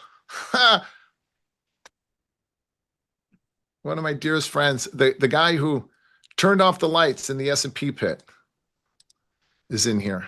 He was one of the last traders in the S&P. Who was it? Mike Carmignani. Carmen Alami. It was one of my clerks long ago. Helped very close with my wife Jen. I think Jen trained him. And he always would say that he was going to be the last. He was going to be the last on the floor. All right, we open in 30 seconds. And he was right. He was. Yeah, they didn't close the S&P pit until 2020 during COVID. And he was one of the last guys in there. Loved it. I love him. I love that kid. Not a kid. Again, he's probably 10 years younger than me, 45-ish. Friends with Tony, also friends with Anthony. I had 15 seconds.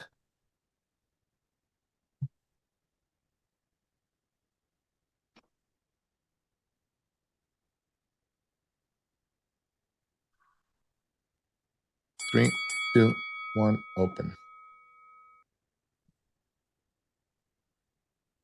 All right, 43 holds. 43 is the top of the opening range. If 43 holds, it's bearish open.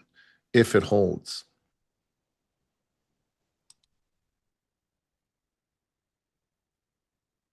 Thin, fast tape, wide opening range. I like wide opening ranges. They protect me.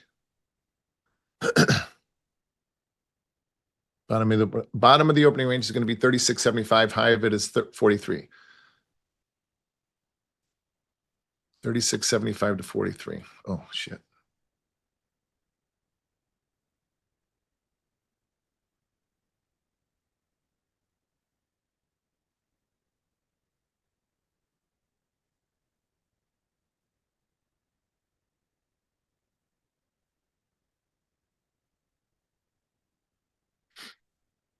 Tested that last week's low. Just grinding around that.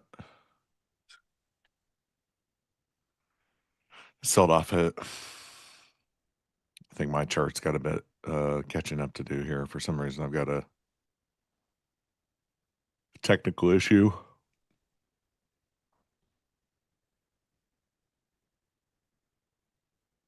All right, watch your matchup. 643, 43 in the NAS and the S&P, and 619 in the NASDAQ is the top. Bottom of the schnazzy is what? Shit's trying to break out somewhere. It's not doing anything. 619 again to 580. Okay, 580.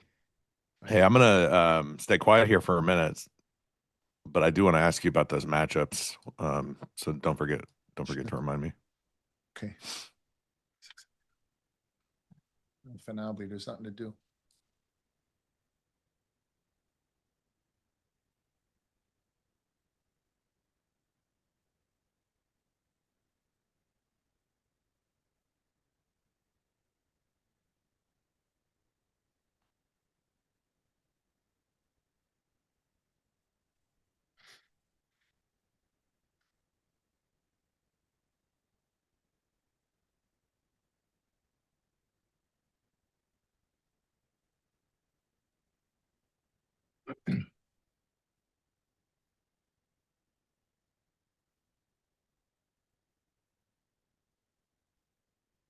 Oh, that was too fast.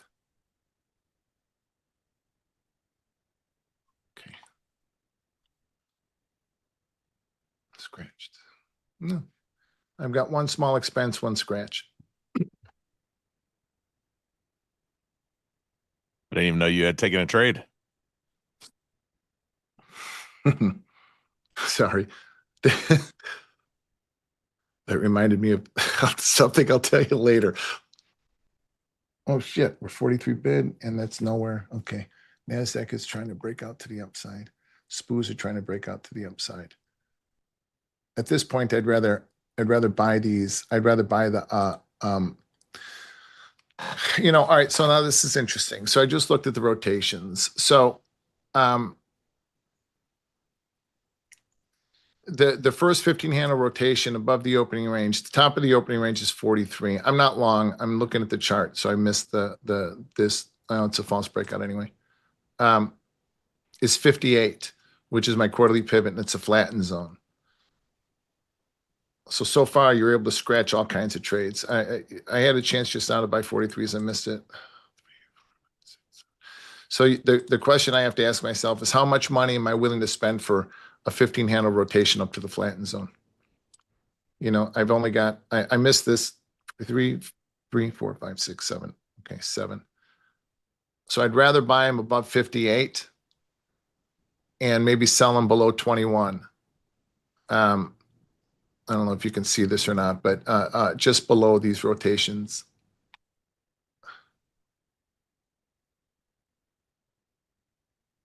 because then the market's got some clarity, and the market is then, it's got an idea as to what it's trying to do.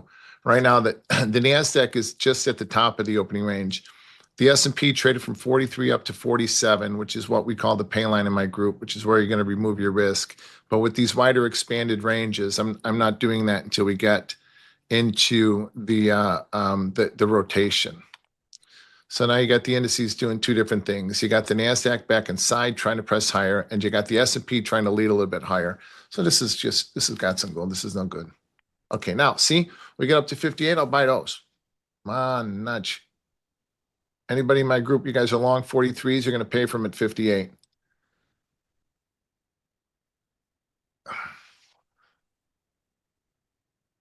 And you want to add, so 57, 59. 66, 58 is the level, okay? You want to take profit at 57, and then you want to add above 59. Capiche? So now we're starting to come and do something. Now the indices are both working in unison. God bless it. Okay. The NASDAQ shot up. The NASDAQ shot right up to that.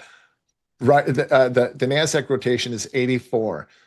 So a little bit shy of it. Okay. 684 is going to be the NASDAQ 65 handle rotation. So if you guys are long SNAS, you want to take profit up there. 84 is the price, so make it 75, 85. So take profit right now. If you're long SPOOs, 57, 59. If you're flat like me, buy them above 58, buy them at 57 or 59 out. Okay, now I got to pay attention here. I keep trying to center my screens. Okay. No, bought them too fast. That sucked.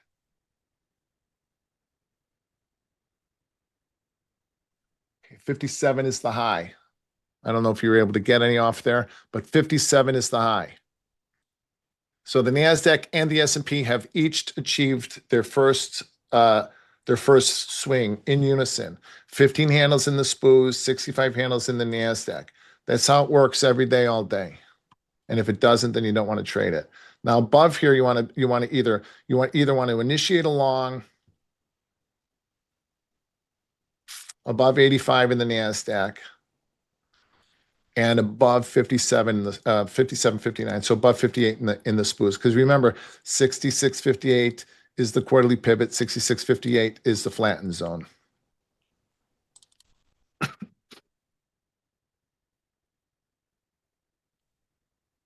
Bid them, bid them, bid them, bid them. Go.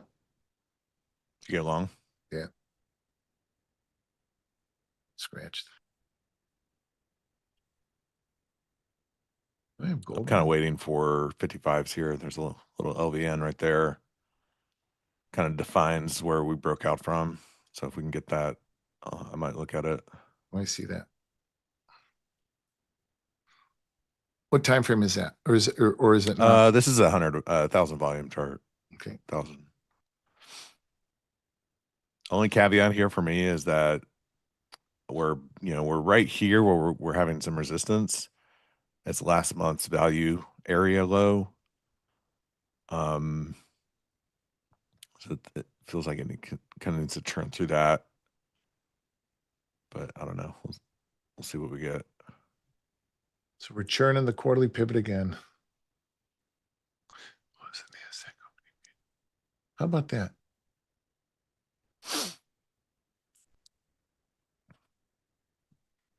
If you guys are rally sellers, like if you guys are you like to fade moves, that's a spot.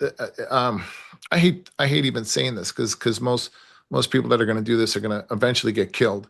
But 66.58 is a spot to sell them. All right, I'm long 55 here. Okay, I'll be quiet.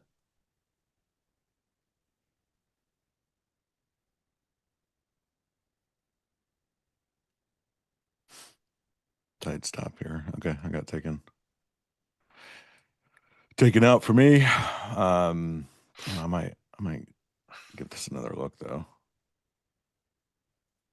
I'm cutting my sides. All right, we're back in 56. I'll take one off of a new high.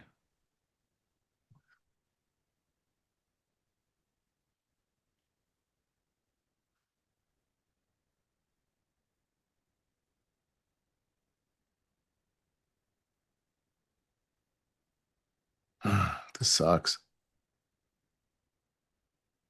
Can't get above the quarterly pivot. When it does, or if it does, it can really run. Yeah.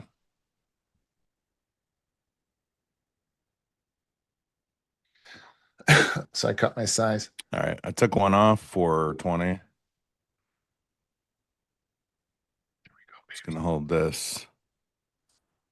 I'm gonna pull my stop up a little bit because I want to see this run now. So no reason to let this come back, you know.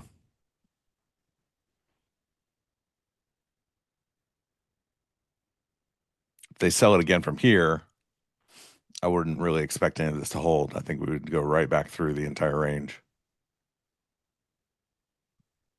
I'm watching my CQG. I'm watching my CQG and trying to trade on my Ninja.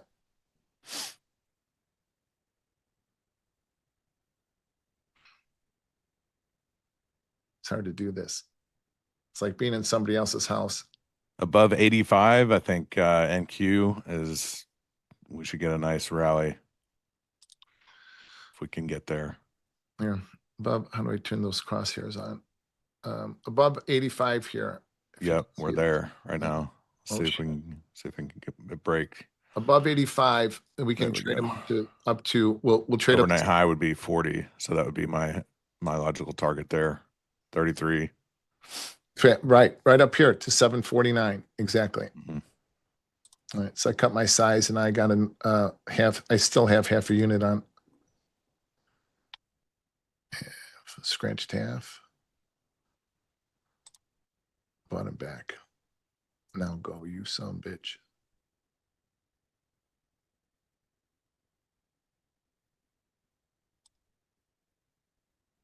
Where's my NASDAQ? NASDAQ leading. Get above 85 and run, baby. Okay, here we go. All right, now, the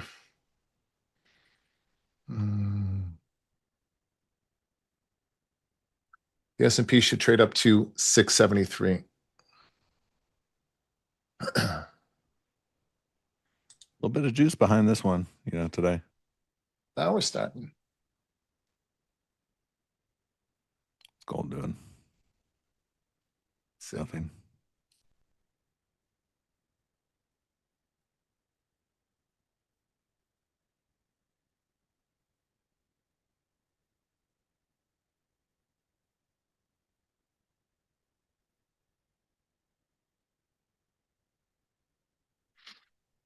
All right, so the NASDAQ should trade to 750, 749, you know, up to that same level that Leo was talking is 740. So 749 is the next 65 annual rotation. You want to take profit in front of that level, and the S&P should trade up to 73, this level here, and you take profit in front of it 72. So you scratch stops and can't lose money. Let's see where the market's going to go. If I get stopped out here, I'll put them back on, only because this is the quarterly pivot, and you know, and I want to be long above the quarterly pivot in the broader sense and short below it. And it's also intraday, the 15 handle swing. So those sorts of things, you know, you know, remember earlier before the open too, Leo, we were talking about how around the quarterly pivots, it's usually a very choppy trade. This was choppy. Yeah. It actually gave us a nice look after that chop, right? So like we had an opening, just an open auction, right? So we went up, we went down, we went up, went down. It's an open auction, and we got a clean break from it. And then they were nice enough to give me an entry on a retest of that break. So I think I'm gonna go ahead and take off here for 75 on that overnight high. So that's gonna be a nice TP for me. I like NASDAQ leading. NASDAQ's leading. Yeah. So nice trade there for nice trade, Lee. Yeah, thank you. Appreciate it. You too. You're still in it, right? I haven't done shit. Yeah, I haven't done anything yet. Yeah. I'm waiting for 72. But so the NASDAQ has achieved the second ladder rung. Here, look. The NASDAQ is already 2 ladder rungs. How do I turn on these crosshairs? Okay, so the NASDAQ opening range here in the NASDAQ is 619. They two just ladder blew rungs. through 300 lots on the offer there at 50. Ooh, I didn't see that. Oh, There's some sellers coming in here, and I'm going to pay. yeah. I'm right not here. waiting. Yep. Oh, they blew through them, and then the sellers reloaded there at 60. So This is cumbersome. you see them in the deltas here. Just passive offer, just waiting to be filled. Right. Yeah, that's it. So now the NASDAQ has gotten to this level, and now it's holding it. So I just removed my risk on my longs someplace in here, and I still have offers in to take profit on them at 72. Let's see if they want to get above this and absorb the selling in the schnaz and get above this level. Then the S&P will go. So ES still has not taken out the overnight high, so nope. there's still plenty of room for ES to take that out. We'll get those 72s. Still lagging. Thank you. Yeah. Schnazzy's pulling it forward. Yeah.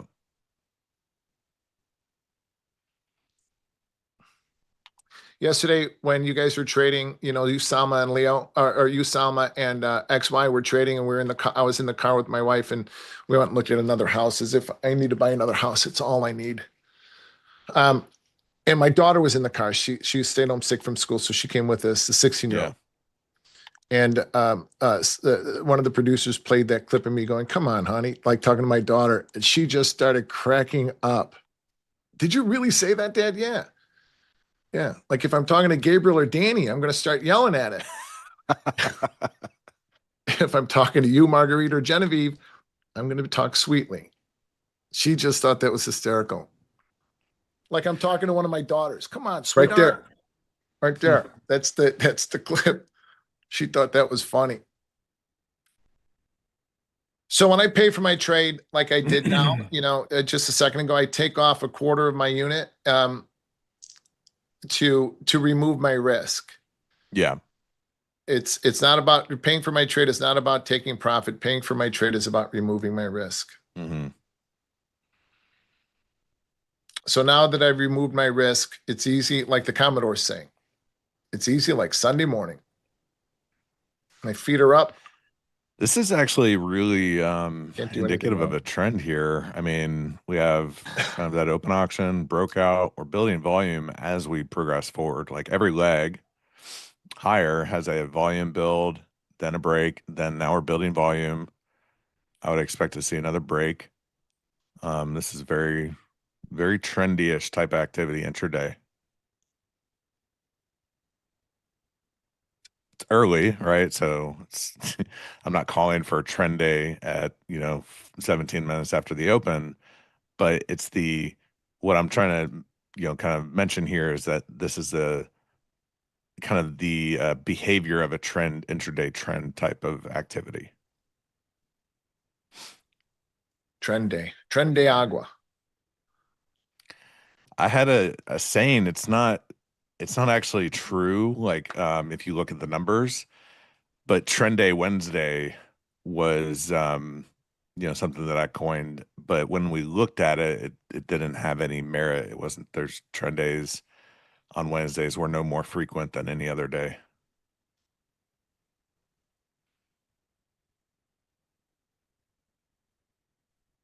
I'll add more above 72. 73 is the rotation. So take profit at 72 and then add 72, 74s. The NASDAQ led the S&P higher. Now the NASDAQ is kind of sitting at this second rotation when the S&P is trying to get to its second rotation. I might take these two off and not be a schmuck for a buck. Come on, S&P, get to these 70. Oh, they traded 72. I got Gotts and Goal. You son bitch. Don't be a dick for a tick. A schmuck for a buck. Come on. Fill me. It's teasing. Okay. I want to be queued up to add more. Okay. All right, I'm filled. Okay. All right. So I got half my unit back on, half my unit on. I don't know what the fuck. All right. Oh, I want to buy more above 73 above this rotation. Yeah. Center my screens so I can see. I got to change the quantity of my stop in a second so I don't wind up, if they come back down to the opening range, so I don't wind up short. Kind of funny. We came in thinking nothing would happen, and we got a nice trade. Well, nothing's really happening, but yes, it's a nice trade. It is a nice trade. You're right. And I had to spend a little money to get it on, but yeah, you know, Yeah. 15 Yeah, I handles. took a stop on my first entry. Scratched a couple and took a couple of bigger expenses than what I normally do, but yeah, it worked. Okay, so now I got 4. I have my unit on. So if we hold 7, look, all right, so here's my plan. If the NASDAQ gets below 49, I'm going to take 2 more off. Yeah. Oh. Can always add them back above 72. Nothing more than churning the quarterly pivot. S&P got 2 rotations. NASDAQ got 2 rotations. And that's that. I will add back aggressively above 74.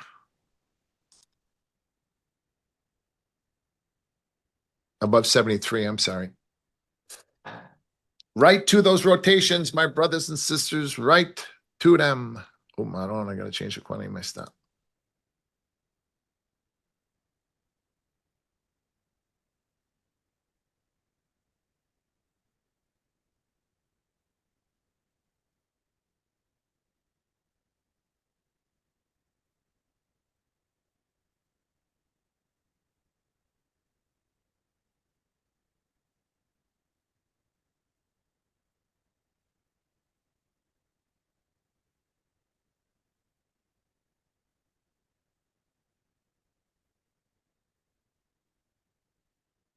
This is the greatest business in the history of business. Here we go. Roll them up. Roll them up. Give me something to sink my teeth in, not 73 AF. Okay, here we go.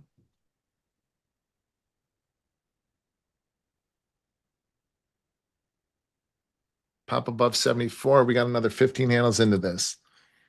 Next target, 88.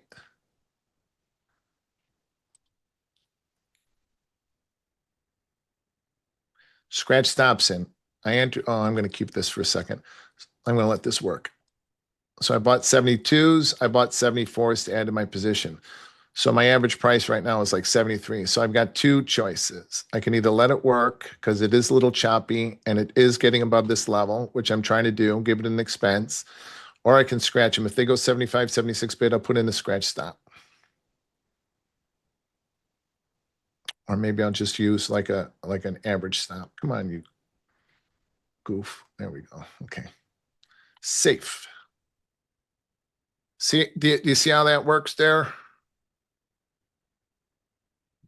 Come on, my nudge. Let's go. 98 equals 75. Sellers are heavy on the offer, but buyers are just blowing right through them. So Yeah, and you know, yeah, like at that 740, 750 level in the NASDAQ or the 300 lot. All right, so the next level is 88. I added to my position. I got 6 on only. There's that per day high here, right at 32. Yeah. Hey, the NASDAQ the NASDAQ blows through these levels. Look at the NASDAQ went from another 65 handle rotation up to 814. All right, come on. I got to get offers in. Let's go. What is it? 88, right?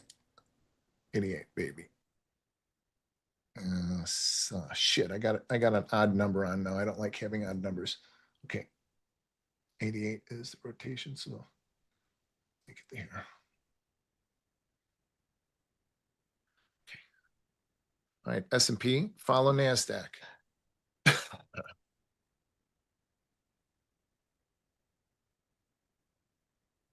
Pop, pop goes the weasel. Pop goes the weasel, because the weasel goes pop.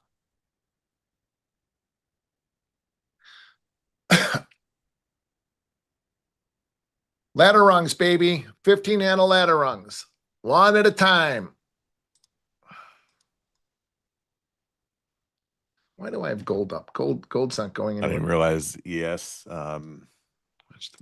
Nothing. ES took out 3,200 lots at 66.70 like it was nothing. Was it on the offer? Yeah, on the offer. Yep. Oh yeah, shit. Same thing we're seeing here in NQ kind of. Look at Nova. Thank you for pulling my attention to that. No volume above that. Above 60, Yeah. 70, there is no Yeah, volume. exactly. Nobody's selling this shit. So it's like a big stop run. That's concerning. I'm paying for these. All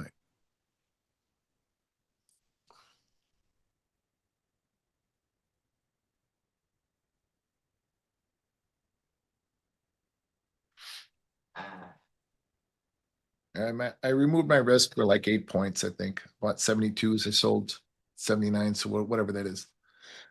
I mean, this really could get interesting if we start pumping against 60s. We'll be kind of clear skies all the way to 960s. To and where? then we could go test the weekly open if it really wants to get wild. 960. Oh, that'd be nice. Weekly reopen, 25,140. Yeah, well, that's quite a distance, but I mean, I wouldn't. NQ can do anything in a day. Oh God. Could you guys imagine trading it for $100 a tick? No. Per contract? No. Yeah. Leave with 50 on to go to lunch. Carms, are you here? Mikey, are you still here in the chat? So the gold is pumping? Yeah. It sure is.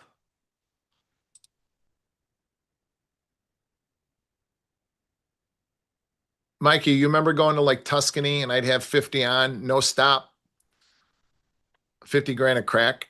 How does a stop work in the pit? You'd give him to like your clerk? No, your clerk isn't going to do shit with them except say, hey, remember, no, yeah, you'd give him to a broker. So, an order filler, and then the order filler would match him up with whatever he's got in the deck. But if I'm short, let's say, when I made a ton of money, I traded exactly like this. When I got killed, I would pick tops and bottoms. I would leave my process behind. So let's say I'm short, I just sold 180. And I'm thinking to myself, fuck, now I'm either going to have to average these in at 90 or even, and then just try to trade out of them, or I'm just going to blow out of them. All right. So if we go 85 bid, I'm going to get out. Shit, 85 bid, 50 at 85, try to average them in 50 at 85. Wait a second. Didn't I just tell myself I'm going to blow out of these at 85? So if I give them to a broker, hey, listen, 85 on 100 stop, or 85 on 20 stop, whatever. And I'm going to add to these above 87. 88, I mean. If I give them to a broker, then the broker has to fill them legally.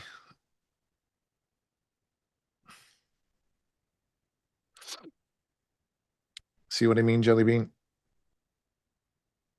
Yes, sir. Like here, you just put in a stop and you forget about it. Set it, forget it, like Ron Popeil used to say. Oh, you guys have no idea who Ron Popeil is, do you? Okay, so I want to understand a little more about these matchups. So I'm gonna pull up your charts on the screen share here, so I can see what you're up to. Okay, I'm filled. NASDAQ. All right, what are the matchups here in the NASDAQ? Give me a second. NASDAQ is at the 1, 2, 3, 4th ladder rung. All right, I want to be long. I want to add. I added poorly, but I added. Go 89 bid now. Go. Run. I'll let this trade play out for you. Run. It's going. Run. She's running. All right. She's running. Scratch stopping. Can't lose money. All right. Now, next level in it. Oh, that's the schnazzy. Spoozies 703. If we were breaking like this, I'd have fucking 30 on. Put them on, Pax. No, we're rallying. If we were breaking, Put 30 on. if we were breaking, I would be loaded to the gills. But I'm not. I am a much better short than I am a long. I think we share that same quality, sir. Good. There's some sellers here. They're really hitting the bid. Oh man. Geez, Hey, I just tried to change my size to pay for my trade on my CQG. Wow. You just sounded like. I All right, Naz. You know what? No, look at the volume. There's no volume in. There's no volume in this.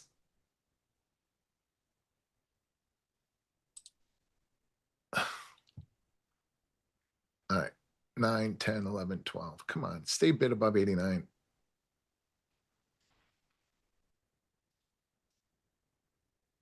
Do we have numbers out now? Everything's very. no, we don't have any data out today. We just hit the 9. We just hit the B period turn. So there we go. So matchups to me, Leo, mean a lot of things. First of all, like in the broader scheme of things, I'm going to look at the quarterly pivots, 24,568 in the NASDAQ, 24,568. S&P is 6658. So, that's one thing. Another thing is, I don't know if I should admit this on the stream or not, but well, another thing is intraday matchups. So right now, if I'm trading, if I'm buying 93s in the S&P, the matchup is 899. So I see the S&P trade. I buy 83s and NASDAQ trading at 899. Now NASDAQ gets that algorithm push before the S&P does. Wait a second. O3, I got to get offers in. How many do I have on? Oh, how many am I long? 8. 01 F. Okay. So the NASDAQ always gets an algorithm push because it's a thinner market. So 899, let me point to my Ninja. Okay, 899. So now we're trading at 09. And the S&P is lagging again, but the NASDAQ has been leading all day long. So I'm comfortable sitting with these 89s that I just added. So I'm long 2 at 58 and I'm long 6 at 89. And as long as the NASDAQ is above this level, then I know that the S&P is going to try to rally. Now the NASDAQ is back below 8, is at 899 and trading below it. See how the S&P is back to 93? So the matchups are 899, 93, 899, 93. Now it's churning that, and this is still churning this. I know I'm probably saying this too quickly, but. No, I'm watching on my side. Okay. I'm watching your screen. But now you can see the NASDAQ bid 05, 06, 07, and now the SPOOs are going to follow suit.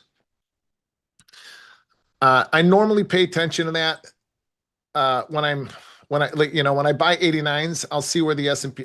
When I bought 89s in the SPOOs, I can see where the NASDAQ is trading, and I can see what the algo push is going to do, and and sometimes it'll help me with the 89. They churn an 89, they go 88 half off or 88 offer. I might keep that as opposed to getting out for an expense just because the NASDAQ is leading higher. So it helps me stay in a trade a little bit more, and it helps me add a little bit better. Makes sense. Listen, everybody has to I will say this on the stream. I love Ninja, and I'm getting used to the Ninja platform. I've been trading on CQG since I started trading electronically. So CQG integrated client is my home. Ninja is like my second home. It's like my lake house. And I'm learning how to use Ninja because of the stream. And Ninja is a great trading platform. It's just not what I'm used to. So, CQG is more natural to me, but Ninja is becoming a lot more functional for me, if that makes any sense.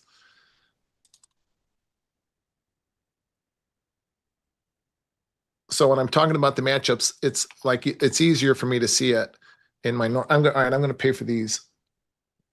We just ran up to, no, I'm not. Just sit, be patient. I hate being long. I was just thinking there's a scalp trade here in here somewhere for me, but I'm not going to take it. All right, I sold one just to make myself feel a little bit better about holding these. Yeah.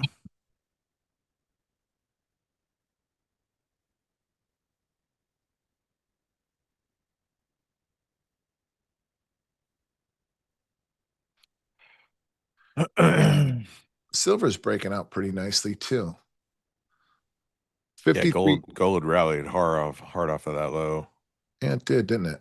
Yeah.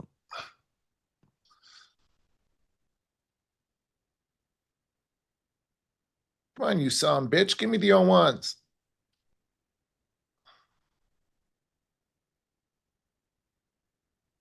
So now you're watching this. So if you're sitting here watching this, you know, you're sitting here and you're looking at, all right, well, we're not going up to 01 easy. There's not now there is the volume. Let's see. As Leo pointed out beautifully, the volume at 66.70 in the spoos traded a lot, 3,200 on the offer, so 4,093 at that price. And then above 70, there nothing traded. I mean, nothing, hundreds. Yeah. Until we got to like here. Now there's some volume coming in. Yeah, until we get to the 90s. Yep. Yeah. Like 90, what, like 90, you know, 93. 90, yeah, 92, it started to pick up. Yeah, 93, exactly. So, you know, I mean, that's interesting. Here we go. I wonder what Stottlemyre would tell me about that.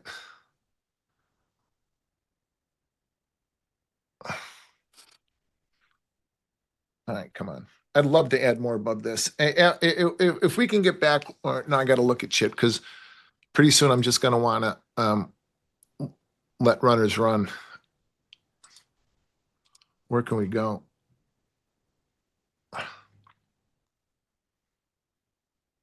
Yesterday's high is 08. You can go there for sure. We get above 08, we want to run, right? 99 HAFE, is that going to be the high? And you're long in ES, right? Yeah, I'm long 7. Okay.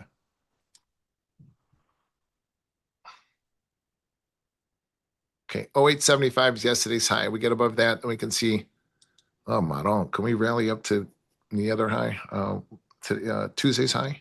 Nah. Front of Nvidia, I don't know. Does everybody think Nvidia is going to be good? Maybe.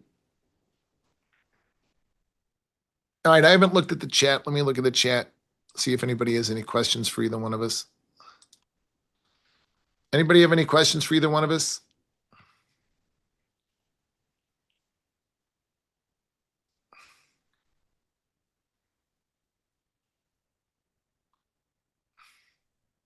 Hey, give us a like, give us likes and stuff. I always hear you guys saying that. So my wife said, do you guys ever ask any, do you ever give us likes and stuff? Well, yeah, give us likes and stuff, you know, follow us and, you know, retweet us and things. Whatever you young people say. We are the worst influencers packs. We're not even asking for likes and subscriptions.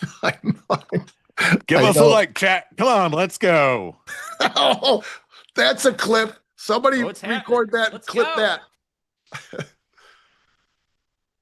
Yeah, so John D, St. Louis John D.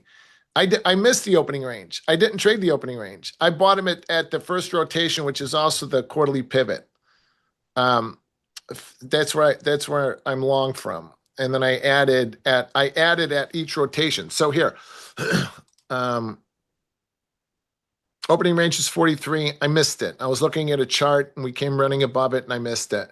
So I bought 58s. I took profit at 71. I bought more at 73. I took profit at 87. I bought more at 89 and I'm still long those. Can you see my chart here? Yeah, right. They can. Yeah. Oh, no, they can't see your chart yet, but we can flip over to it. I'll be right back. Okay.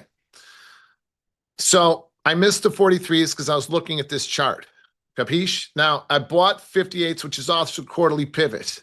That's where I got long. I paid for them at 73 by removing my risk, and I added more above that. And then I added more above 73, and I took profit at 87, and I just bought more at 89, and I'm looking to take profit in front of this level at 03. And I got offers in at 0.5. If we go 03 bid, I'm gonna buy more, and then I'm gonna pay for those at 08, which is yesterday's high. If we get above 08, I will buy more. The idea is that you start small and size up along the way. Okay. And again, everybody thinks I'm a scalper, people that don't understand my way of trading, but I'm not. I'm a swing trader, intraday swing trader, and then broad swing trade. So if we stay above 66, I'm long 2 at 66.58 and then 2 all the way around. So my stops are in for scratches. Okay. This market comes down to 89. It stops me out of the 6 I'm long. Well, I'm only long 1 because I sold 1 up here at 95 to pay for my trade. So then I'm going to be long 1 from 58, and I'm going to keep that. I'll never cover that until the market comes down and scratches me out. I should be, I wish I didn't sell that 1 lot. 15 handles, Scott Harper, the S&P trades in 15 handle increments every single day. All day, every day. That's what the algos do. The NASDAQ trades in 65 handle increments, 65 handle ladder rungs. So here's today's opening range in the NASDAQ. 65 handles. Okay, look. 84, 50, 14, 79, and 44, and that's the high. See what I mean, Jelly Bean? Manaya. How do you determine your rotational size?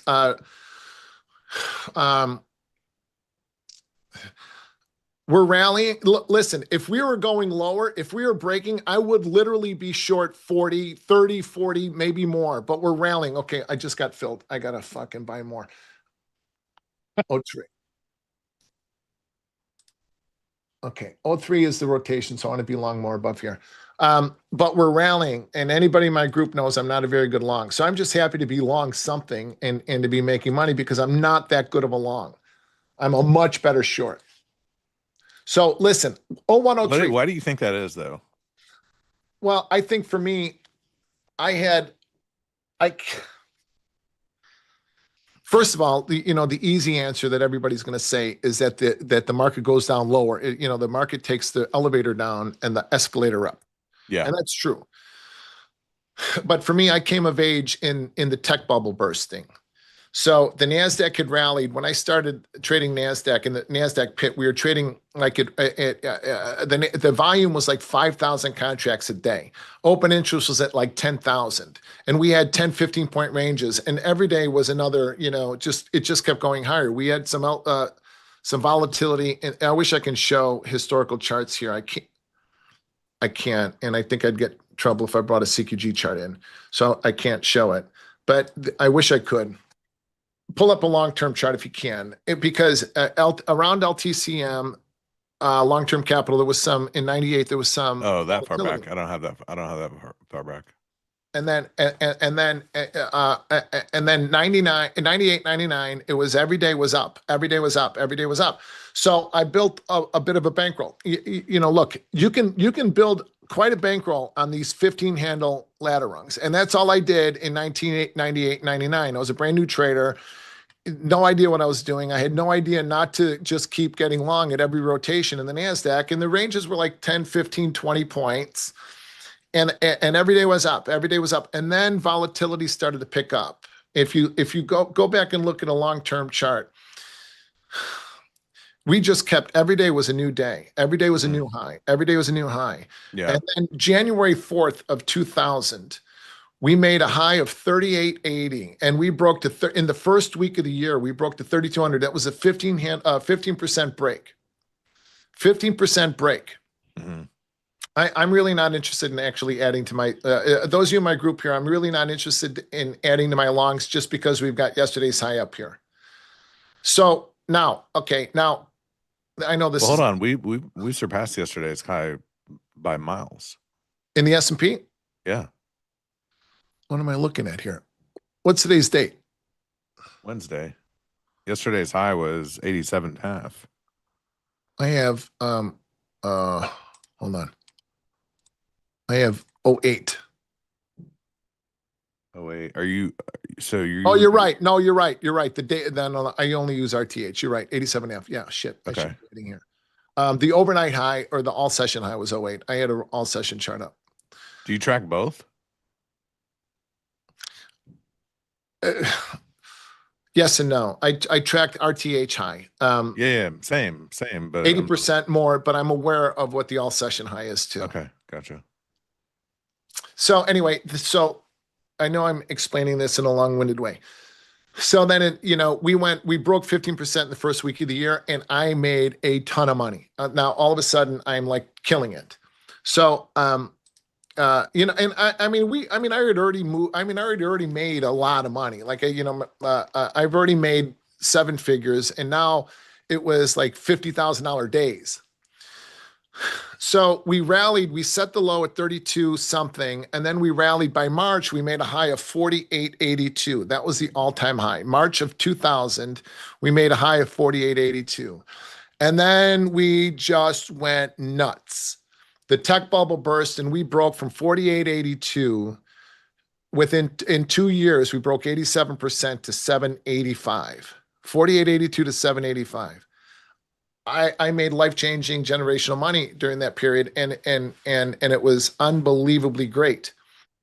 So I got used to seeing things from the short side. I got used to trading on the short side. When I add to a position, if we're breaking and I sell 67.08s, we get to even, I take profit, I sell more. We get to 90, I take profit and sell more, and just keep selling and selling and selling, and the market just falls apart. Like my best trades, 2000. Then after I had, I got divorced. Look at that, 08.5. That was the overnight high, the extended trading hour high. So there we go. I'm long 5. That's a good enough position. I just had to make sure that I had minis up and that I wasn't trading micros. If I was long 5 micros, I'd start chucking these computer screens out the window. So, I got divorced, and 60% of my net worth went away. I had 2 kids with my ex-wife, my 2 older kids, and I gave each kid 10% in a trust fund. So, I mean, I still had plenty of money, right? But 80% of my net worth is gone. And then I bought my ex-wife a house out of my end. So, and what happened to me in Lake Forest, Illinois, so no matter what happened to me, and the kids were sheltered and were okay. I got married a couple years later. I took a year off. I took like 02.5 to 03.5. I came back in the middle 03 off during my divorce to heal. I came back and the markets were completely changed. The volume had gone from the pit to the screens. The ranges contracted because now we're down 85%. Who in the hell wants to trade the NASDAQ? So the ranges contracted from 400 point ranges to 30 point ranges. So, I stopped trading the opening range and start fading things. It used to be there was a what do you call it? The guy who would call out the squawk. There was a squawk box. Yeah, right. And the squawk box guy would key on me constantly. Pax is buying evens. Pax is buying 10s. Pax is buying 20s. It got so bad that the squawk box guy would say, Pax is buying the top. Pax is selling below. It was so bad. My mentor, Mickey, one of my great mentors, Mickey Hopping, came to me and said, look it, you're one of the best traders out of the 6,000 people that I mentored. He had a thing called University of Trading, UOT, University of Trading. Out of the 6,600 people that came through my class, you're one of the best traders I've ever seen, as good or better than this person, that person, that person. But Matt, you got to retire. You got to leave. Just leave. Before you go broke, you got to leave. Well, I should have listened to him. So I came back and everything was different. The volume was now generated on the screens. I'm fighting, there was a guy called the Russian, Igor, who now owns, I think, Gator. He's a super rich guy. He was trading 1,000 lots in the minis, and he's picking me off for 100 lots, and I'm battling him. I'm battling Nvidia Surveyo, the guy who they blamed the flash crash on. These guys were picking me off, and and I would try to run the market against them. They just starved out. And at this point, I'm paying $100,000 a month in e-mini, in e-mini fees. Yeah. this is when I was the biggest trader, one of the biggest NASDAQ traders in the world. And it's not a time I was proud of because I wasn't making money. So, guys, my brother Pat, who's now a Chicago police sergeant, was standing next to me, and made a great living off my downticks and upticks. He made more money at that period of time than I was, and I'm paying $100,000 a month in commissions, and I'm 10%, 15% of the daily volume in the big NASDAQ. So not a time I was especially proud of, but because it became about me, it became about my ego. I just got divorced. I felt worthless. I felt like a failure. So I was going to show everybody, look how big I am. Instead of the trading to make money, I was trading to, show everybody what a schmuck what a great guy I was, what a big trader I was. The question I ask all the time on Twitter, and, are you trading to be right? You're trading to make money. I wasn't trading to make money at that time. So I'm going to sell, if we get below 01, I'm going to sell a couple because this is a good high. I missed those there. So now I'm long 3. That's a good spot for it to stop for now. I still have runners on. I'll keep those. Is this interesting? Do you just want me to continue this or? Yeah, no, I'm listening, Pax. I want to hear it. Yeah. All right. So, and the ranges. So, by the way, 48.82. How long did it take? That was the March of 2000 high. How long did it take the NASDAQ to get back to that price? Was it like 7 years, 8 years? 17 years. It took us to 2017 to achieve that. So, dip buyers, beware. A lot of super rich people. It went completely broke, and there was no Uber to drive at that time, too. So anyway, I was trading to be right, not to make money. And, I was trading my ego, not to make money. My brother Pat was trading to make money. And, all of these smaller traders were just killing it when I was getting killed.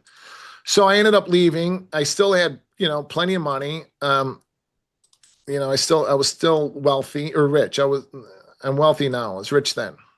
There's a big difference. I had more money then, but I'm wealthier now.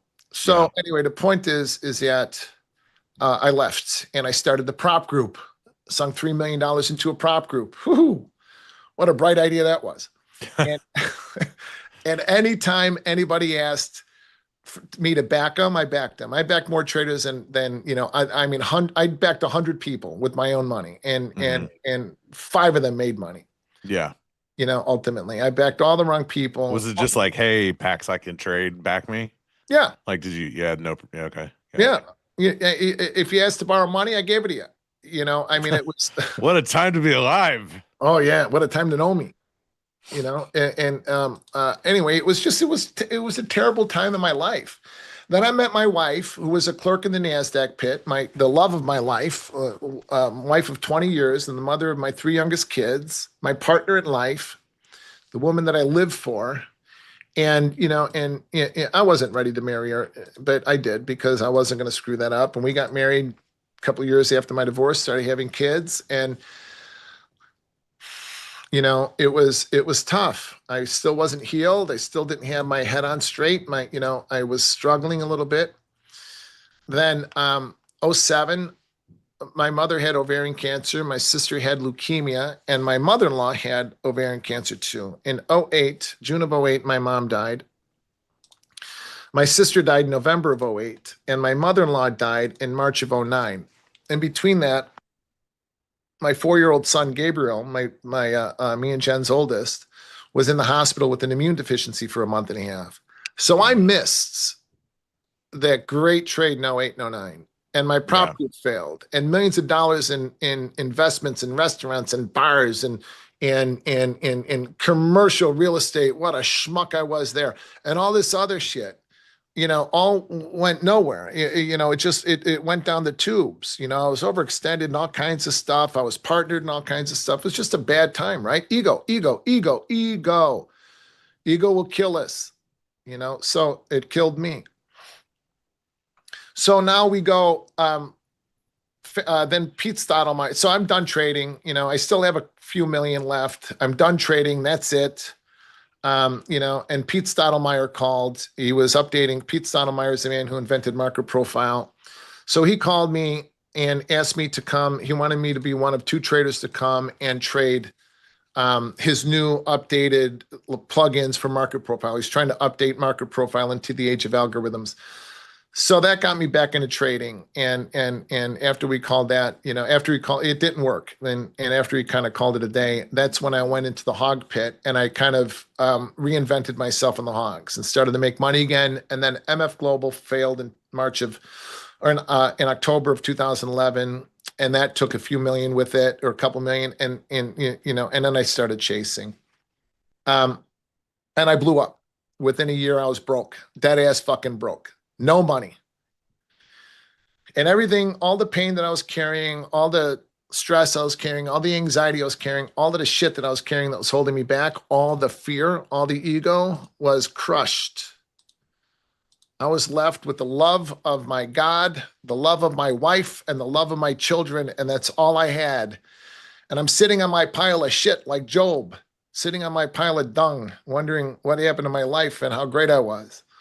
And that's when I realized that always I had everything I needed, and I didn't realize it, that I was already a rich man. We had sold our house, put some money in our pocket, moved back from Lake Forest, Illinois to the south side of Chicago, my dad's house, a house I paid off in 2003. And I started to drive Uber, so I felt like I was productive, and Uber was new to Chicago, and I just started driving it like 13, 14 a little bit. And I started to trade one lots on the screen to try to figure out how to make money again so I could provide for my family. We got my first rebate check back, not rebate, but I got my first check back from MF Global. My wife and I rented a house in Key Biscayne, Florida, like 2 hillbillies. We were hillbilly rich. We took that money. We took $80,000 and rented a house in Key Biscayne so we can get our shit together. And that's when my wife said, look, when I met you, you're the king of the NASDAQ, go figure it out. And so I did. I went and figured it out. And I love that. And because of her belief in me, Yeah, I was able to rebuild. And because of her love, look, God remained faithful to me when I could not remain faithful to God. And please do not judge me on my F-bombs, okay? Don't do that to me. Judge me on my heart. Judge me on how I give. Judge me on how I love. Here's something that's important for all of you. If you do not know how to love, listen to this story that I just told you. If you do not know how to love and be loved, you will not sustain success in trading. If you do not know how to love and be loved, you will not sustain success as a trader. I almost tweeted it out yesterday. In group mentoring in my group yesterday, I meet on Tuesdays with a bunch of traders and I mentor them in a group setting. And I talked about that. I almost tweeted it out last night, but I've tweeted that before and I get trolled, so I don't do it. So that you asked me why I like to short side Leo about 45 minutes ago. Sorry. It was about 10. It was about 10 minutes ago, Sorry.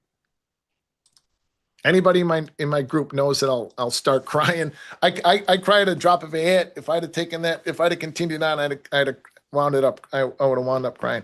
So that's it, right? I mean, now you look, and like I told Salma the other day, I talked to Salma for like 45 minutes after the Ninja Cup thing on the phone. I love that kid. I am just so impressed with Salma. Mm-hmm. Yeah. So we were talking. I was driving down to meet a trader in my group who came in for FIA into Chicago, and we worked out and had dinner. And I was talking to Salma on the way in, and I tried to make the point earlier before the open about the lineage of this business, and how I am blessed to be related all the way back to Leo Melamed, the man who invented what we do. Leo is 95 years old, still trades every day, and he invented what we do. Without Leo, none of us would be here. And so, the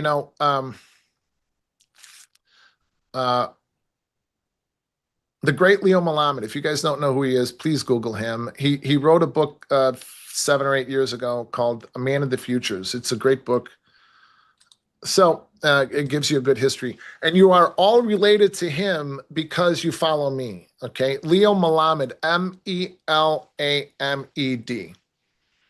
So anyway, it's a story of perseverance. And guys like Leo and Ira Harris and Lenny Feldman and to some extent Richard Dennis, they took an interest in a young trader. They took an interest in me. Judd Hirschberg, Mickey Hoffman, they took an interest in me, and they taught me, and they took the time to answer questions. It's just an Irish Croatian kid, American kid from the south side of Chicago, no clout, no money behind him until I started trading, but they saw something in me.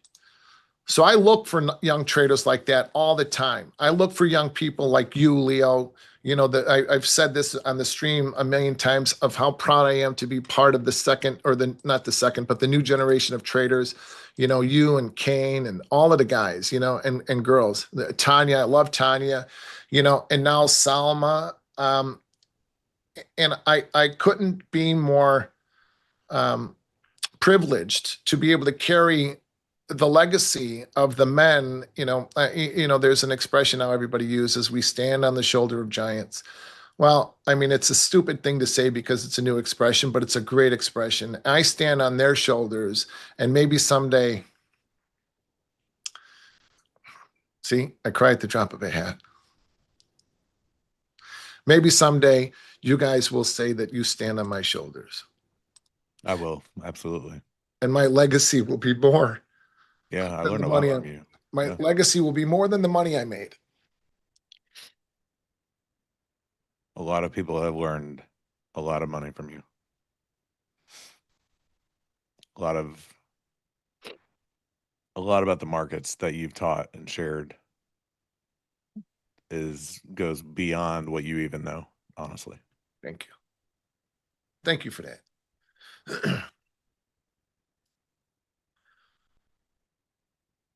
Okay. I'm going to learn how to center these screens. Somebody's asking me about my stops. What specifically do you want to know about my stops? Thank you, guys. Thank you all. May I meet you? What a fucking stupid expression that is. May I meet you? Jimmy Iori. Do you guys follow Jimmy Iori on Twitter, on X? No. Mm-mm. Jimmy was an old Merc guy. He was a desk guy. Jimmy's on CNBC a lot. I've known Jimmy since we were young guys too. So Jimmy said that on Twitter the other day, he said, I met Bill Ackman. Bill Ackman is just kind of awkward. I thought, well, okay, I haven't met Ackman, but my God, what an awkward thing to say. May I meet you?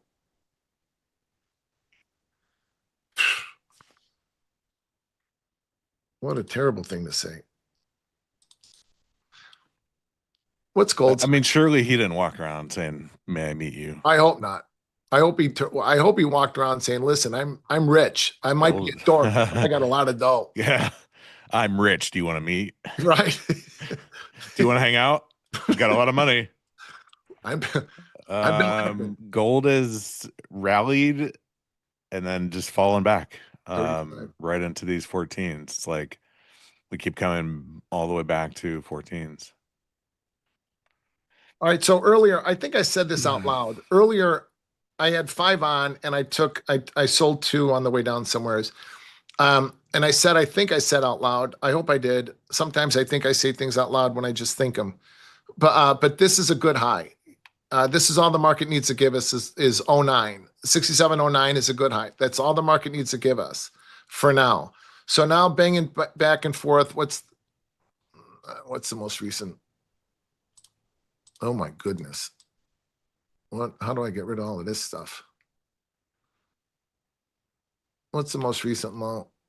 89 quarter. Okay. I got a quick question for you, Pax, because I'm just kind of curious. At what point in the session would you ever consider getting short? Below, not until we're below the opening range. Okay, got it. That's what I thought. Actually, because the 66.58 is the quarterly pivot, I might consider getting short there. Okay, got it. Thank you, Humphrey.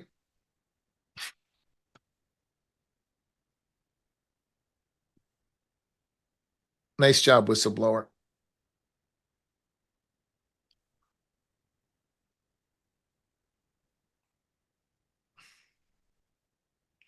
Yeah, we're balancing right now between 87 and 85. Sorry, 981 and 884.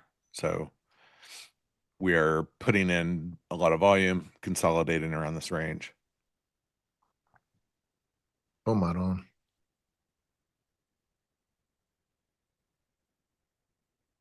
I've been too busy talking. I never changed the quantity of my stops.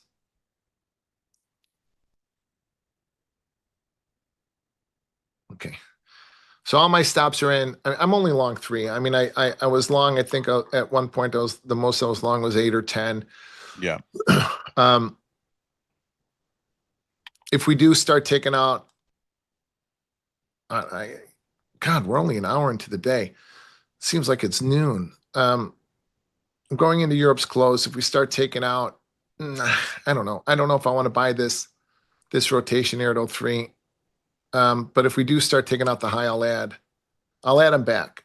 But right now, I'm happy to be long when I'm long, and the market needs to come down. Look, I don't use trailing stops; those are P&L stops to me.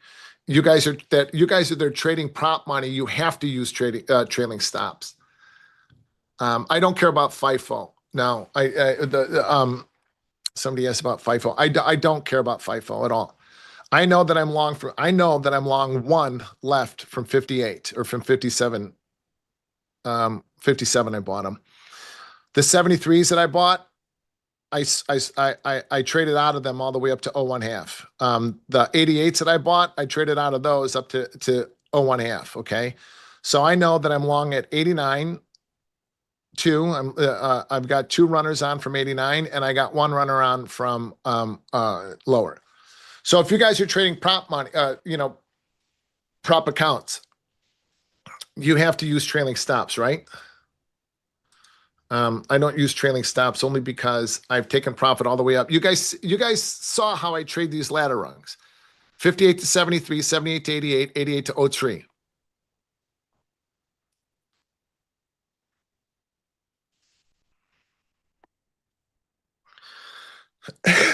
Excuse me.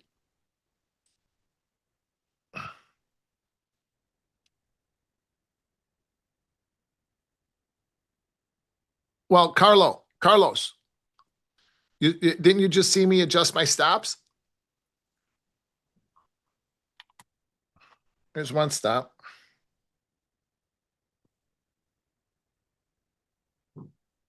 And there's the other stop.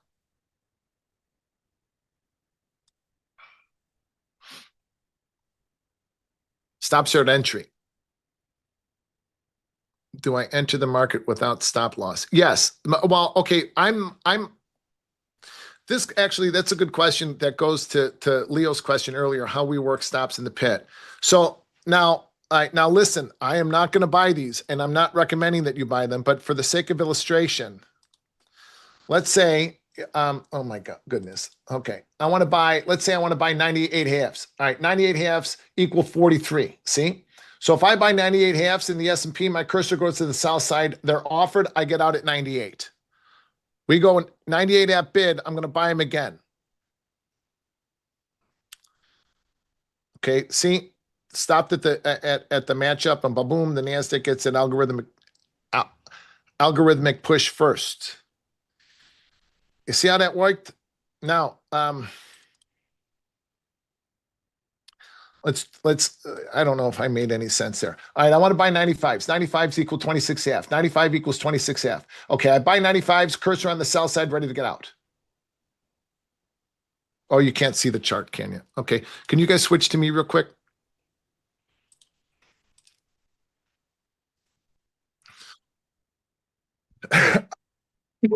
I'm sorry, guys. I thought you were able to see this. Okay. So on the DOMs, right? Let me center. All right. Now, let's say I'm buying 94s. I buy 94s equals 20. 20 bid, 94 bid. So if I buy 94s, my cursor's on the sell side. 94s, cursor on the sell side. They go 95 bid. I'm going to put in a hard stop. They don't. They come down to 94. I'm just going to click sell. And now, for the sake of argument, I bought 94s, right?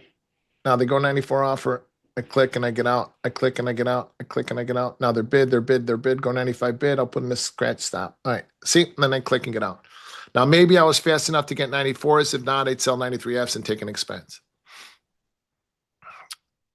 Does that make sense? Now here's my stop. See, I have a stop in it at 89 for these two.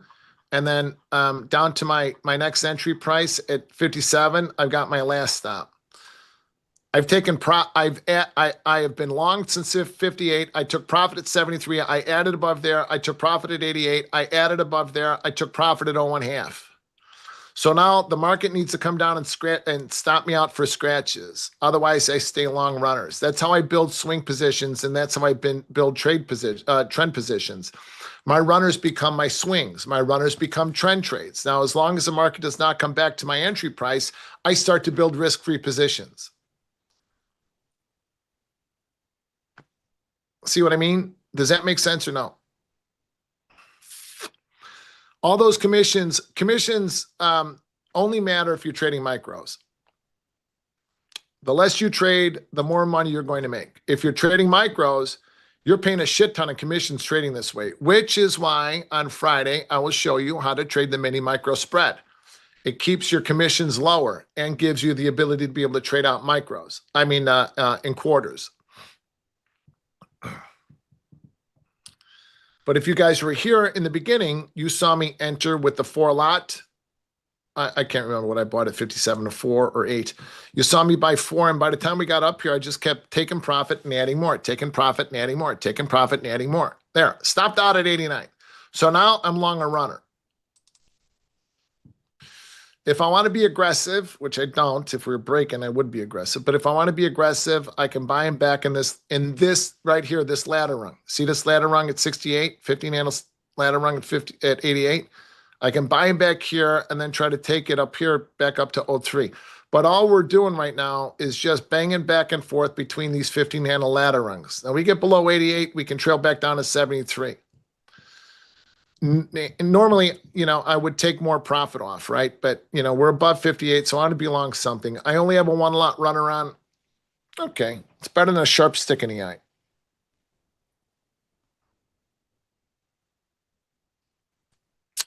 Questions?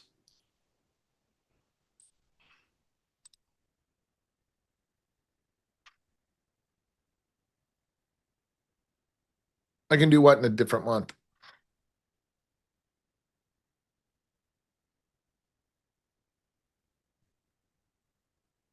Yes, we can take on a trade at the opposing side, right? Like that long at 66, which means you can never short. Can never short. Logan, what do you mean? I don't follow you. Go to my website, Momo, paxgroup.org. Yes, I do journal my trades normally, but I'm in the, I write in a notebook. If I don't do it when I'm actively trading, then I'll do it. If I don't do it when I'm actively trading, then I'll do it at the end of the day. Pax, Pax, oh, hold on. All right, 2 good questions. Let's see. So what would be your next add-on for a short? I won't get short until we're below the opening range. If we get below the opening range, I will sell the shit out of them. I will not be trading 8 lots. Because now I'm looking for an equidistant swing. The market rallied 43 to 03, 43, 53, 63, 73, 83, 93, 03, 65 points. The S&P rallied 65 points out of the opening range. So if we get below the opening range, that means that I'm looking for an equidistant swing lower, 65 points to the short side. So I'll sell the shit out of them underneath 36.75, but I don't fade the opening range. That doesn't mean, now you got... please also remember that my days trading for active income are over. I've accomplished my financial goals. I'm not, but for those of you that are more aggressive and younger, you want to take you want to fade the opening range. I don't do that because I protect myself in everything I do okay. But if you want to, you're going to sell this ladder rung and then take profit here. And then underneath 88, you want to sell those and take profit here at 73. So if you're going to do that, if you want to fade the opening range, which I'm not going to do at this point in my life, but if you're going to fade the opening range, you want to sell them someplace in here. If you sell 88s, it goes 87 offer, you put in a scratch stop. I don't fade the OR. We're above the OR, so the market is rallying. We're above the quarterly pivot, so the market is rallying. I'm staying long. All right. So there. Now listen. You sold 05s. You stood in front of a freight train and you said, you're not going any higher. I'm going to sell it here. Tough way to make a living, XL.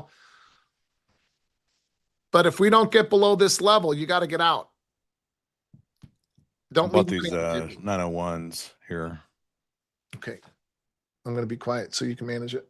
I'm just trying to play off of the, this volume, right? So we get to the lower part of it, just kind of look for a long, like you said, we're above the OR. We had a breakout, had all this volume up here.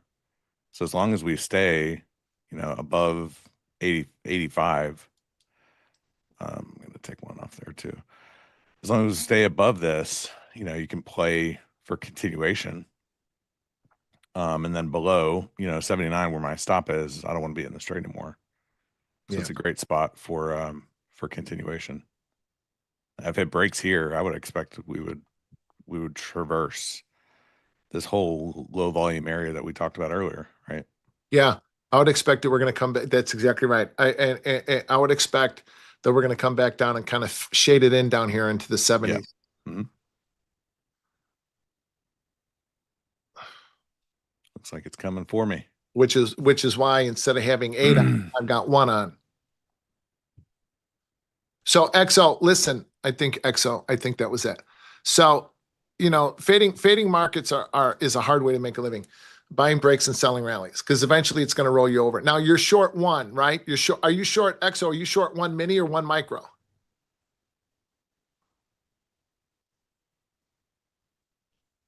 Econ Edge Capital. I don't use market profile and I didn't use volume profile since I traded for Stoudemire. Not for any other reason. I mean, if it works for you, like, order flow, is something I'm paying a little bit more attention to just from listening to Leo and the order flow guys. But it's not something I use, not for any other reason, except for the fact that, it's just not what I do. If it works, man, maximize it. If it works for you, know how to maximize it, how to minimize your expenses. All right, 1 micro. So that's, again, when you're trading a 1 lot, it's very difficult to. You have to be. I can't stand trading 1 lots. You have to be right on everything. There's a little bit of Elliott wave ball out. If you haven't figured out, there's a little bit of Elliott wave in my process. There's a little bit of Elliott wave influence, a little bit of volume influence, a little bit of everything influence. But the only thing I really care about is price. Right on. So you enter without a stop loss, but close it immediately if it goes. That's exactly right. So if I buy 86s, I'm already out at 85.75. If I buy 86s and they go 87 bid, then I put in a hard stop. No, Perone, no. Only during RTH when the algorithms are turned on. The HFTs and the algorithms that control the volume and control the price action and control the movement are turned on at 9:30 and turned off at 4 o'clock.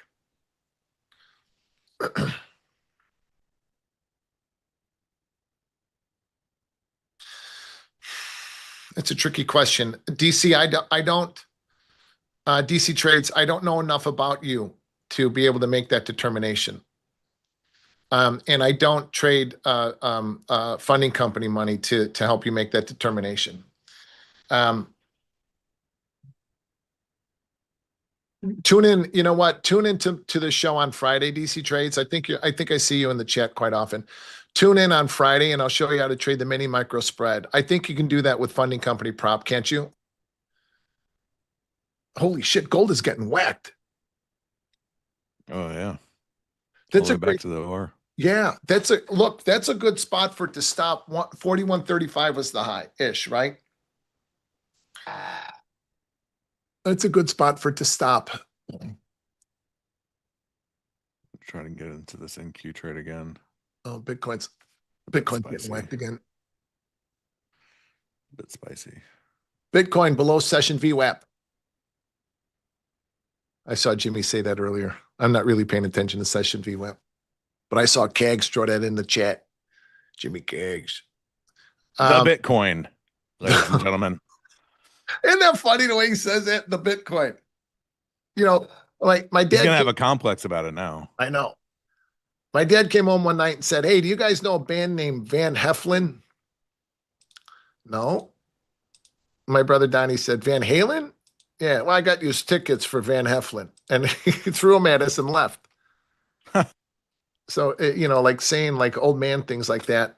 I find myself saying shit like that all the time now. I've become my dad. Well, I'm more like my mother, thank God. Gold, what are my thoughts on gold? In what way? I love gold. Gold is a great trade, but gold swing, God, nobody watches the Friday show. So gold swing was 33.34.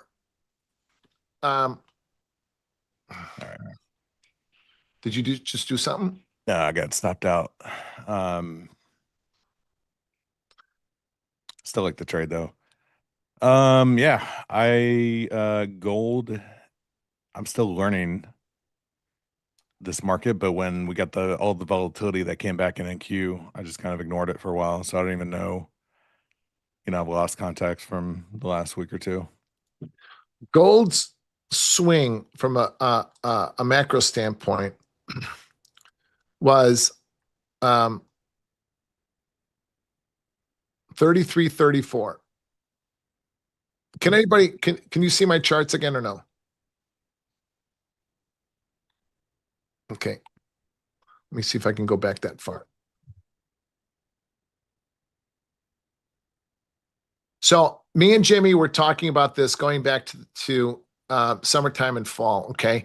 So 33.34 was gold's major line in the sand right in here, going back to like summertime. And we talked about it a million times. 33.34 above there, we've got all kinds of macro zones and macro levels. And if you want, I can read them off to you. But above 33.34, the major swing level, and I said this, go back and watch some of the YouTube streams when Jimmy Kaggs and I talked about it on Friday, Capital Preservation Friday, targeted up to 44 even, 43.50 to 44 even. So when we were in Florida, in October, we achieved 44 even. I was long that entire swing, and I covered all of my longs at 43.5. My wife called me on like a Thursday or a Friday night when, and we were all having a good time dancing and having fun and eating food. And she's like, you're flat gold. Flat gold, what are you talking about? Did I get stopped out? No, you fucking idiot. It rallied to 43. My wife manages all my trading accounts. My wife was a clerk on the floor for 18 years. So she keeps me focused on the trade, and she takes care of moving the money in the P&L. So I don't have to worry about, I focus more on my process. She focuses more on the dough, so I don't have to focus on the dough. So she told me, no, you schmuck, you're out, 43.50. The market filled you. Yay! So we celebrated that, and then we stopped at 44 even and then broke. So I don't like fading these bigger moves and these bigger trends, but that completed the swing up to 44 even, completed the swing. Then that brought us back down. The quarterly pivot in gold is 39.80. Okay, that brought us back down to we made a low. Oh, the old quarterly pivot was 39.60. So we got underneath 39.60 in here, tried to break the 39.01, and we held. Okay, once we got back above 39.60, see, crosshairs become handy. Thank you, Kevin, for that. So once you can see, 39.60 right in here, see how that became the major pivot on the downside? Okay, so above 39.60, I want to be long. 40, the levels are 40.05, 40, 20, 40, 80, and 41.40. Today we stopped at 41.35. Close enough. Didn't quite reach 41.40, but this is not an exact science. Not rocket science, but not exact science. I am not long gold because the swing has been completed. I had bids in this week to buy 39.80s, and we didn't get there. We got to 39.97, so I didn't get filled. So I want to be long at 39.83, which is the quarterly pivot. And if I get those, I will take Oh my goodness, where you're breaking. And if I take those, if I get those, I'm going to pay for them at 40.05. I'll take profit of 40.20, add more above 40.20 up to 40.80, add more above 41.80 and take them up to 41.30, 41. Well, now 41.35 is the level to pay attention to. That's my thoughts on gold. Did that make any sense, or did I just go through that too fast?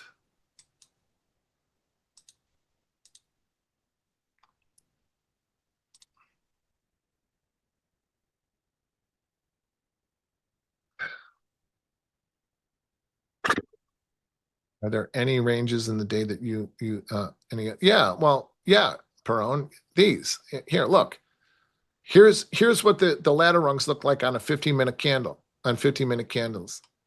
So yeah, I mean, I pay attention to these swings. So we're below, as I was saying earlier, if you just wanted to fade this, you sell 03, so you take profit at 88. We got underneath 88, you take profit here at 73. We got underneath 73. Those of you that like to sell rallies, sell them underneath 73.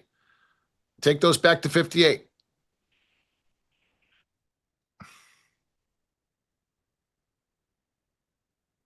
Gold is getting fucking killed, man. Something's going on. Gold is getting whacked. There, I'm flat. Gold is getting whacked. Bitcoin getting whacked. Oh God, I got bids in at 85. Oh shit. Where's Bitcoin trading right now? 89. Wow. 90, just under 90. I pay attention to that 0%. I canceled my 85s. I canceled my 85s. I want to buy Bitcoin between 75,000 and 80,000. So, hey, Leo, look at how, remember we were trading in the 80s and we talked about Yep. how the spoos were going to come down and shade in that area in the 70s. Yep. Now look at that. It's almost as if we know a thing or two. Almost. That makes me happy you said that. Jury's still out though, you know? Until we're done trading for active income, the jury is absolutely still out. But it's well said. We know a thing or two about a thing or two.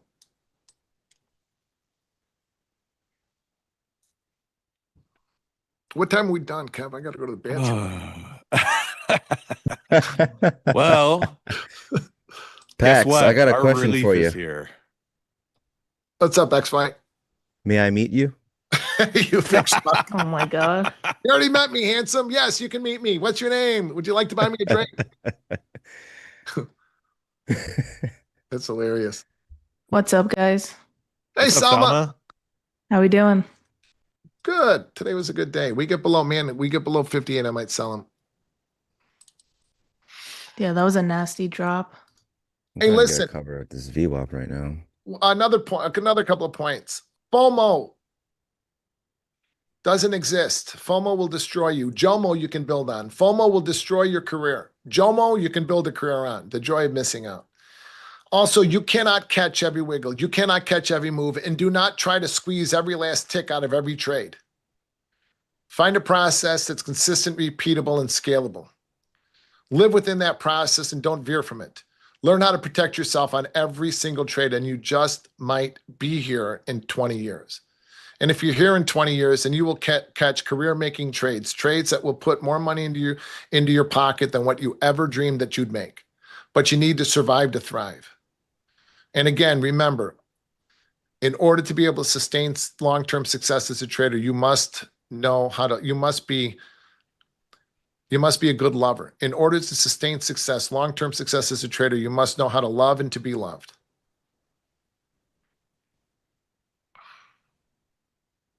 Pax, you should just stay with us for the next hour.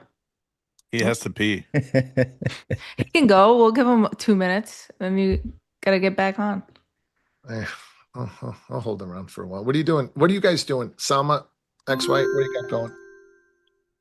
Nothing I'm now. short 962s and Q. Oh, good trade. 962, 962. Let's see. Wow, good for you. Yeah, I'm just holding on to one lot right now. You I basically missed the top tick gold that. short. It was He super always does. clean. What's funny is I was short from that same level while Pax was talking, and I just took it for like a quick scalp, and I was like, man, Pax is gonna yell at me for selling this top, so I better get out of it. No, come on. I'm sorry. I was trying to make that case or make the case earlier that you look at. Can you put me back up again, Kevin, real fast? To use these ladder rungs as okay. Am I up there? Okay. So I was trying to make the case earlier that for those of you that are more aggressive and younger, and and again, I've reached my financial goals. So right now it's me catching easy trades. That's it. Okay. At this point in my career, which means I don't fade the opening range. But Leo and XY and anybody else, you're long from the opening range. You take them ladder rung to ladder rung to ladder rung to ladder rung. When we start coming down through these ladder rungs, you can fade it. Okay, we got above 944 and we stop at 88. I think 988 was the high. We come back down through 944. You can sell them and then back down. What goes up comes down. Ladder rungs. See, they actually look like ladder rungs. One step up to the next step up to the next step up to the next step up. We start coming down through them, then you sell them. And again, your stops are going to be the same. We get through 944, you sell them. We go 944 bid, you get out. We come down to 880, take profit on them. You go through it, sell more. Take them down to 814, you take profit on them, sell more. Here we go, right? I mean, so just because I don't do it anymore, I don't stand. And also, I've stood in front of more freight trains with bigger size than you guys can imagine. And eventually, it runs you over. You're a dip buyer, you're going to get killed. Remember, 48.82 in the NASDAQ, March of 2000 in NASDAQ took us until 2017 to see that price. How many dip buyers you figure got destroyed in that shit? It'll run you over. But if you're disciplined enough to be able to trade these daily ladder rungs, go ahead and do it. I'm too old to do it. And it's not good for the blood pressure and all that for sure. My blood pressure is lower than yours.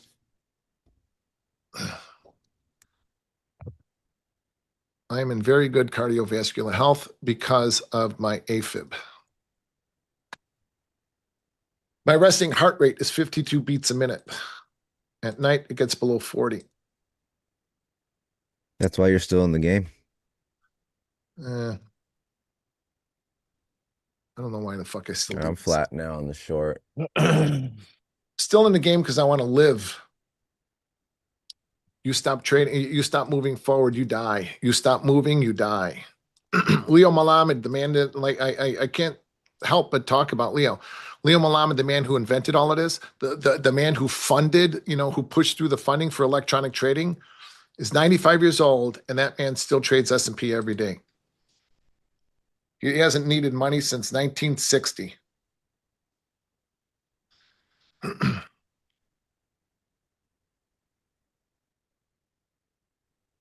Bloomberg Live. Yeah, only put Bloomberg 4-leaf. Only put Bloomberg Live on if you want to take a nap. Pax. Well, Pax, I'm ready to go take a nap.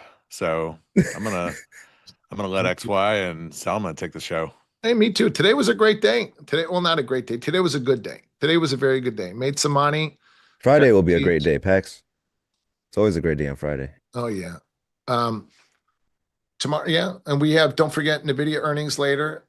So I suspect that this is good. We had a great rally out of the OR and the Nasdaq and the S&P. Who knows what it's going to do the rest of the day. We have Nvidia later, so keep your powder dry, and then non-farm payroll tomorrow. So tomorrow morning, capital preservation Friday, 7:30 Central, 8:30 Eastern. I will be back with Jimmy Keggs. Yeah. Not tomorrow. No, tomorrow's Thursday. Why do I Tomorrow's keep thinking Thursday. today's Thursday? It has been a very long week, so Yeah, I'd have to it agree has. with you. Isn't that disappointing? That's like waking up at 4 a.m. and thinking you got another hour, and it's really like you're late. Have had that experience many times. I hate that. You ever wake up at like 4 and you think it's 6, and you get up and you take a shower, you get dressed, and you realize, oh God, it's only 4 in the morning. Yep. It doesn't take me that long to realize it's too early. I think I just look at the clock and then I'll see it, but I haven't gone enough to actually get ready and realize, hey, yeah, it's too early. All right, guys. I'm gonna bail out of here. Hope you guys have a great trading session. I'll be in the chat for sure. I'm out too. I'll stick around if you want me to, but I'll keep my mouth shut. EP Dunk. 66.58's quarterly pivot you can flatten, but if we take out 66.58, sell them with both hands and feet. Sell them into your front end, rejects them. All right, yeah, I'm out too. Salma, trade them up, sister. Take care. I'm gonna try. Leo's already XY is already killing it. Well done, XY. You guys are the best. As I said a million times, and I told you, Salma, in our conversation the other night, I am very humble and very proud to be part of all of you guys in the next generation of traders. And everybody in chat, if you have any questions, just go ahead and DM me on Twitter. Excuse me. If you want to join my group, it's www.thepaxgroup.org. And I do this most days with everybody in my group. So anyway, I'm very grateful to be part of the new generation of traders. It's part of I feel like it's part of my legacy. Everybody kind of worries about, will people come to your funeral? I don't worry about that. My wife is going to have to rent out 2 cathedrals, I hope. I love you all. God bless you all. Sleep with the angels and the saints, and none of us fight alone. Nobody fights alone unless you choose to. I love you all. See you guys. See ya. Take care. Thanks, chat. Bye, guys.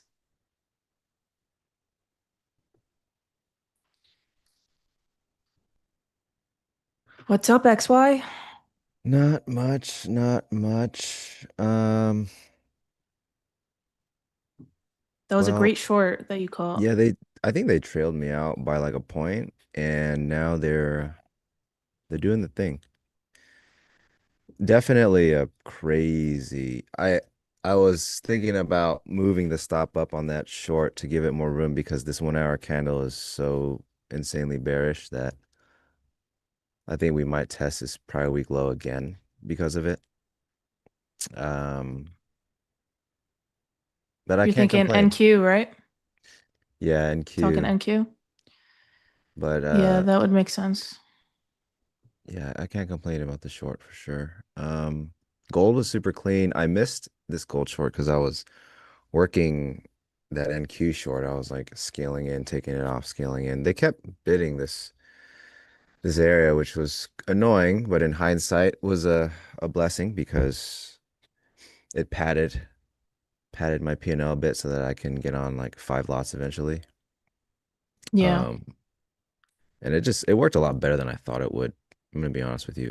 The only reason I was able to hold 2 past this volume area was because it was just sliding at that point. Kept myself off the covers for a bit, but that trade worked way better than I could have imagined. So can't complain too much about missing the gold. This is super clean. I have this level marked because of a lack of volume up here. As they built it, they kind of consolidated lower. On the way back, I was gauging this area to see if they can trade above this spot and show willingness to trade it, we could continue up, right? As I spotted, or as I noted yesterday, holding here was huge, and then retesting it and holding it. We had that late day like kind of sell, but still, it's a higher hold. Like I said, I think Leo was giving me shit for supposedly keeping him off the offer, which I did not do. But I think Leo was just trying to find somebody to blame. But yeah, I mean, at the same time, I was like, it can offer now, but it's just going to hold and rip up even higher because of this spot. And well, it certainly did until I got here. Actually did build volume, which showed me that they did try it, right? This is that line. And as soon as they failed it, they cracked back into the lower node and failed to get back up top. And the whole thing just collapsed. Super clean.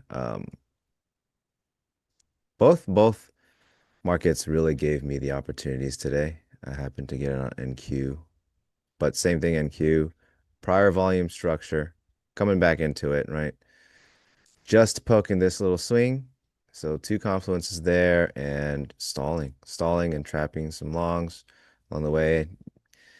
Take a stab and it just works a lot better than I thought it would. And that's pretty much my day. So Yeah, that sounds like a great day considering, market just opened up not too long ago. So, good yeah, on you. can't complain. Can't complain. How's your morning going? I tried to take some GC shorts, but I ended up taking them a little too early. I was trying to go for, so we were like consolidating right here, right below this previous month mid. And I thought, okay, let me try it. I got in, and of course, the candle that I get in on is the one candle that they break above this level. And then, of course, we ended up sliding. I like the fact that buyer stepped in here. What is that? Previous day high and the weekly open. Pretty important level there, I would say. So good to see buyers there. But I did manage to catch. I was tuning into Leo and Pax's segment. So I caught longs at 43 and I ended up actually holding until 97 and then I totally missed a short. That was a beautiful, beautiful short. That was Yeah, it it was though. nice. Yeah, I You think I'm use gonna the 15 wait. minute at all? No, so like I kind of off the open, the reason why I got in was because of this hourly trend line hold. And it just seems like, we were so oversold since yesterday. And let me see. I'll tell you why I got in. Um, sorry, I'm like all over the place right now. Um, my bad, guys. I just blanked out. But no, so like I just got in because of that hourly trend line hold, and then I did say in the chat. I don't know if you were listening, XY, but um, this is funny that I use this, but Kramer actually said that he said something about we're not even oversold yet, and he is the ultimate inverse. So I was like, no, we're gonna actually push off this open. And yeah, so I tried my luck there and I went super light, unfortunately.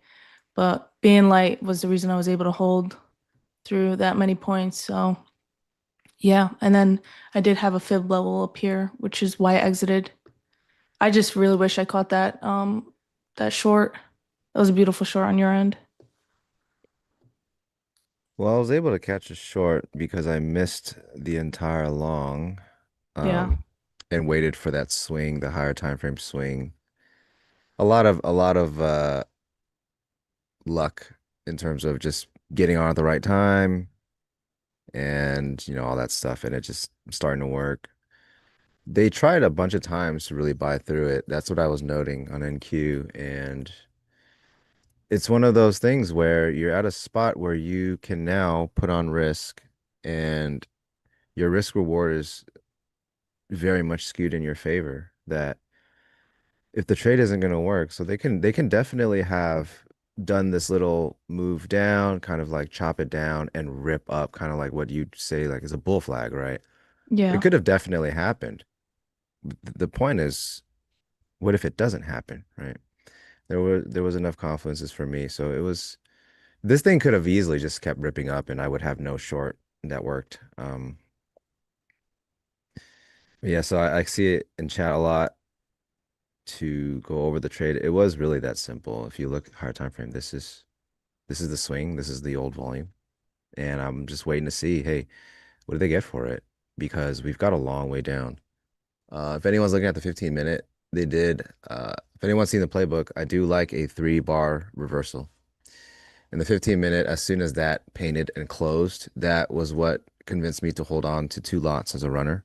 Usually, I mean, I was already 60, 70 points in the trade. I'm going to cover everything but one, but I held two because I saw that and things just worked. Honestly, there's no super big brain stuff behind this.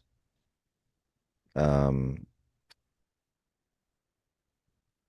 most of your trades developed under the same rationale. All of my trades aren't under the same rationale. I'm not really a mean reversion trader, unless we're at an edge, swing point, right? So this was what I was considering earlier. We made this big move up and we finally pulled back. And I was like, I could just get long here, put the stop under here, and just continue with this. And then I zoomed out again and I was like, wait, no, because this is where it can actually turn. So I was like, let's do nothing. Let's look at gold, which was still pushing up here. So I was like, maybe I'll take a short gold, but then the NQ short set up first. And that was it. So there are questions about my trading. Now I can say stuff like, just go to the playbook. I have one out. It's free. It's on paintingthetape.net, or just go to my Twitter. It's linked in there right in the profile. For now, I do see a lot of questions about Salma's strategy. I think we should definitely spend some time outlining that. You guys have seen enough of me. It's been what feels like a year now. I think that specific person is just commenting about what I do as far as options and, flow, which I won't get into on here. But as far as like my future strat, honestly, it's very simple. I just go on higher time frames.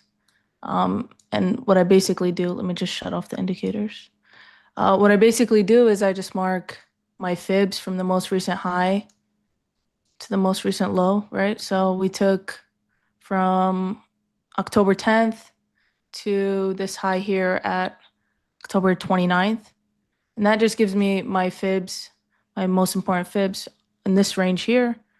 And that was also actually XY. Another reason why I went long was this morning I realized that if they wanted us lower, we would have already broken this fib level here, this 629, and we didn't. And then, of course, the Kramer tweet. But yeah, and then what else I do is I just go in on the hourly. It's not marked right now, but I do the same thing. I go from my most recent high and low, I mark those fibs as well, and then I just create zones where those fibs overlap. So those are these yellow zones here, and then I just remove those hourly fibs just because declutter the chart a little bit for you guys.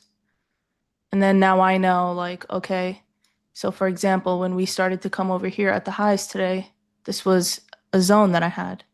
And that's why I flattened my longs. And then it also coincided with, previous day high was right up above. I actually saw someone in the chat say, we swept that level by literally a tick. I think it was a tick. Yeah. And then we started to come back down. Dude, I am kicking myself for not catching that short XY because I do the same thing as you. You call it what, the 3 bar? Yeah, it's like, I mean, I think that's what it's called. It's like a 3 bar reversal Yeah, this on the right 15 here. minute. It was Yeah. super nice. Yeah. I think I like quickly talked about it yesterday on stream. This is something like Pax would get mad at us for if just trying to, time the top or the bottom, but it really does offer like a really great opportunity to try and catch that reversal. And you know what? When you did it this morning, like your risk was very limited because all you had to do was put your stops here at the high and then just, Mhm. if you get stopped out, you get stopped out. My stop was actually even prior to the high. I got in watching the same spot see insane buying. So every time they would get up to a certain spot, I think it was these 50s, they're buying it with both hands. And every time it just doesn't move. So I actually put my stop right above that. So the high is where we're saying like say the 988s. I was in right above the 70s, just like 72s, because if they were to actually get continuation on that buying, that means they've moved that selling out of the way and it's just not going to stop. This is a big up move. Do you use an EMA? What's that squiggly line you got? Yeah, the nine. Yeah, so that was another thing I forgot to note. I was willing to initiate those shorts because at the time we were about 100 points from my 9 EMA. I only used a 5 minute. And so there were so many confluences where, okay, even if the overall direction would be wrong, as in the 9 EMA would end up catching the trend again and continue. I've got such a big runway that I can still get paid on this trade and have an opportunity to continue with the trade, which is why obviously I scale out, like what Pax would say. When you can scale, you can be on the wrong side but still make money. And I say wrong side as in if the day's done what it did, it just ran up. And even if you're getting a 100-point move downside, but it holds, to me, that's not the right direction. It's the right direction for now. And as a scalper, that's pretty much what I play for. That's why I scale out. That's why I scalp that. When I play order flow, when I'm looking at it, the idea is, all right, what are they going to do in the short term? What kind of a runway do I have? And am I willing to hold anything for continuation afterwards? So that 90 EMA did give me a lot. If the 90 EMA runway was shorter, I would not have initiated that, or I would have just broke even on it, not given it much of a leash, as it would keep testing my entry. So that's one of those things that I do have in common with, price action traders like you and Chris. We all have the 9, and I think we all have the 20. Yeah.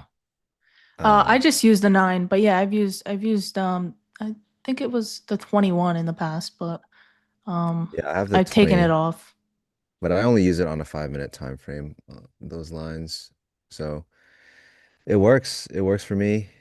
Like Pax was saying, everyone's got their thing. Order flow doesn't work for him, but it works for some. Squiggly lines don't work for some, but it works for me. All right. It's funny that you said that. So sometimes like I've been trying to maneuver to higher time frames more. And like that's where I've been focusing, the 30, the hourly. But a morning like today where we just straight out of the gate just pump right nonstop, no red candles, I will go on the 5 minute just to see if, when we started to slowly come back down, I did drop to the 5 minute just to see whether or not buyers would step in at that 9 EMA retest, completely failed. And then we continued to drop even more.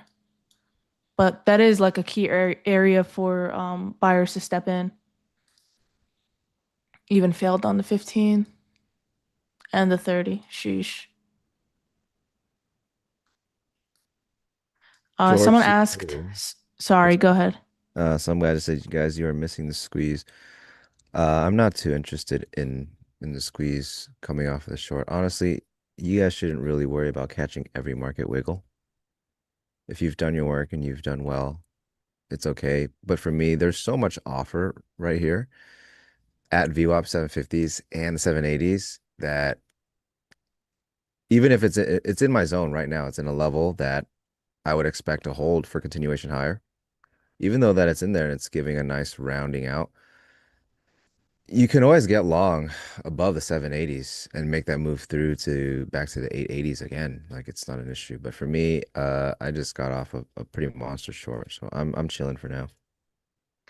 Yeah, someone asked if I was in a position. I am not.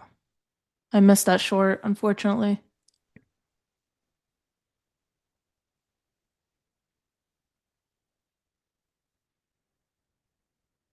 You missed the short, but you caught the move up. I wouldn't say it's too I unfortunate. did, yeah. I'm gonna sit here and wait, see how this 30-minute candle closes, coming into Euro close as well, and then see if we can basically print something like this and then potentially go back upwards. I'll wait though, since we are below previous week low here. I'll try and be patient. Omni, good morning, brother. I hope you use my code for the Viore joggers.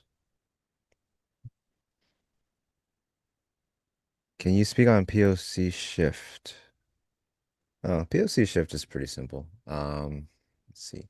So right now the POC is up here. It's because most of the volume was transacted up here. This is where they ran into that supply, right? So naturally, if they're going to try to buy through supply, there's going to be a bunch of volume because there's volume both ways. It's two-sided. A shift means, okay, now let's just say we're trading down here. And if the POC shifts down here, it means now majority of the volume for the day is trading lower. So that would not be bullish in a general sense because volume to us dictates interest. Now, if interest has gone from much higher to much lower, it becomes self-explanatory, right? The market is interested in lower prices versus higher prices prior. So that would be the idea of the POC shift, and then you can apply it vice versa. Unstable Genius, I'm glad you found some value in the playbook. I think that was one of the crucial things for me too. That specific section. It was a hard thing to get over, and I think that goes for everyone. It's a hard thing to get over in their trading where there's a difference between, okay, now I'm at a key area, key level area of interest, versus actually getting a setup to trade off of. A lot of people are like, oh, it's in my area, I'm just going to trade it. And I found in my own trading that there is a huge difference between taking a trade because it's in your spot versus the market giving you some sort of setup, because the setup helps me to address the risk factor. And it's always worked out better for me that way. And if I don't do it that way, I end up most commonly or most often just regretting not waiting for it. So one day I was just like, we've got to just wait for it. You know, the trades, they will come and they will go, but they will keep coming. Thesis on the short, super simple, actually. Let me show you. We have a swing, and just above the swing is majority volume of the session that actually led to a break lower. So first time back, just see what they do. They're gonna get continuation or not, and if they don't, well, give me some risk structure, and we'll take this down because this move up was largely uncontested, right? If you look at even the tape right here, there was no one that was really willing to sell. So what happens if the market decides now they're willing to sell these prices? It moved up on really thin volume, super thin. It looks like this now because we traded back down. But what if the market decided, okay, if we're not going to go higher and everyone sees it, now they're willing to offer these prices. Could it be different? And clearly it was, because every bounce was weaker and weaker and weaker, and the tape never stopped. If anyone's looking at a footprint or any order flow, you look at the tape during this little consolidation down, it's very negative. It's extremely negative. So those are some confluences. We are 100 points from the 90 MA, which I use. A lot of confluences. Yeah. So that was my short EMA and 5 minute only. So I would want to add that. I only use the EMA on a 5 minute, and it's because I started trading on the 5 minute and I had the EMA and I got used to working around it. So it's gonna stay on my charts forever. Yeah, it's like one of the first things I learned as well. It's one of Mhm. those I guess every rising trader starts with the EMAs. Omni, yeah, it's expensive, honestly, Viore. I never buy at full price though, so I get away with that.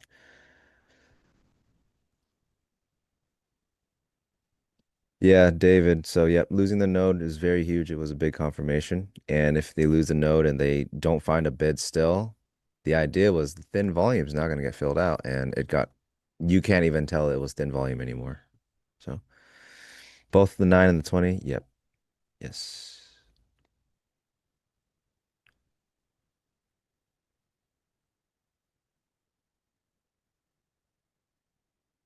Would you be worried about the tape so negative at the top and unstable? Yeah, if the tape was super negative at the top, but it's not leading to any lower prices, or it's not able to stop price from advertising higher, that negative tape is about to propel the market probably 100 points higher.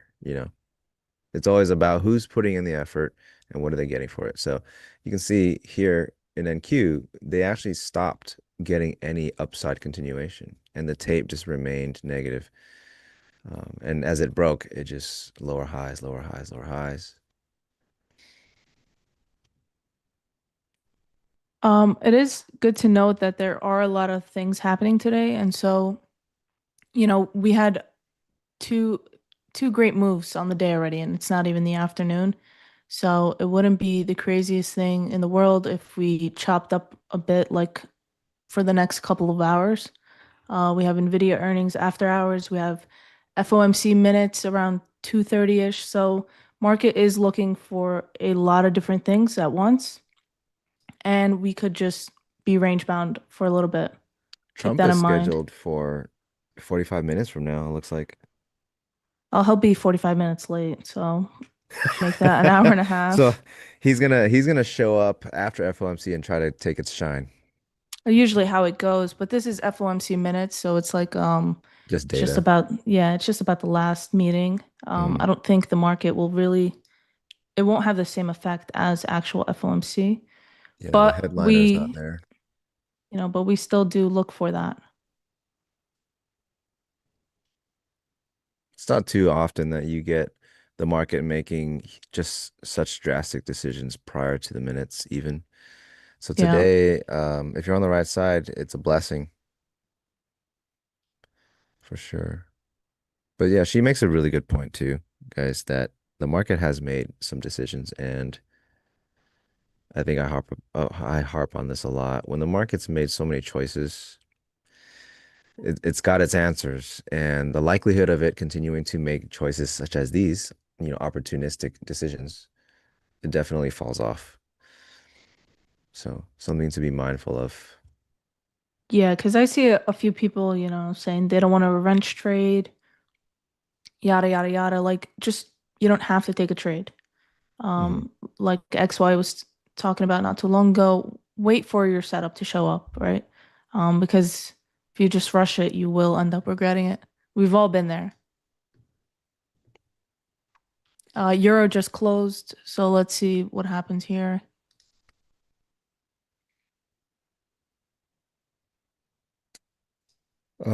Sorry if this was covered already, but did that short qualify as a dead body setup? It does. It does. It was really heavy up top. It was a good swing and super thin below. So it was like, yeah, it's one of those, hey, don't look down because, and then takes off. So yeah, it does qualify. It has to be that specific parameter where there's very little support downside, which is seen through volume. But that does take me to a pretty good question someone has. Logan asks, how does it move without volume? The long earlier, how did it move without volume? So in my lens, the market moves like this without the volume build because no one was willing to step in the way on the offer side. So if that's the case, the market really has one job, and it's to match the buyers and the sellers. And if there's all this interest on the buy side, but not enough sell interest, it has to keep going to find the sell interest. So what you're seeing is as the market's ripping, no one's really willing to offer these prices. And so the market's going to keep going. And the volume is thin because it's one-sided tape. It's just bid. No one's there to step in front of it. And then you hit this spot where finally they find, it's obviously the swings, so and so, blah, blah, blah. It could be a million things on your chart. But finally they find that, and the market made the decision that, hey, look, there's not enough interest to actually buy through this spot still. There's supply that outweighs the offer, outweighs the bid. So now on the way down, anyone who wants to sell higher, well, now you're going to see this and be like, well, I can't get my offers in.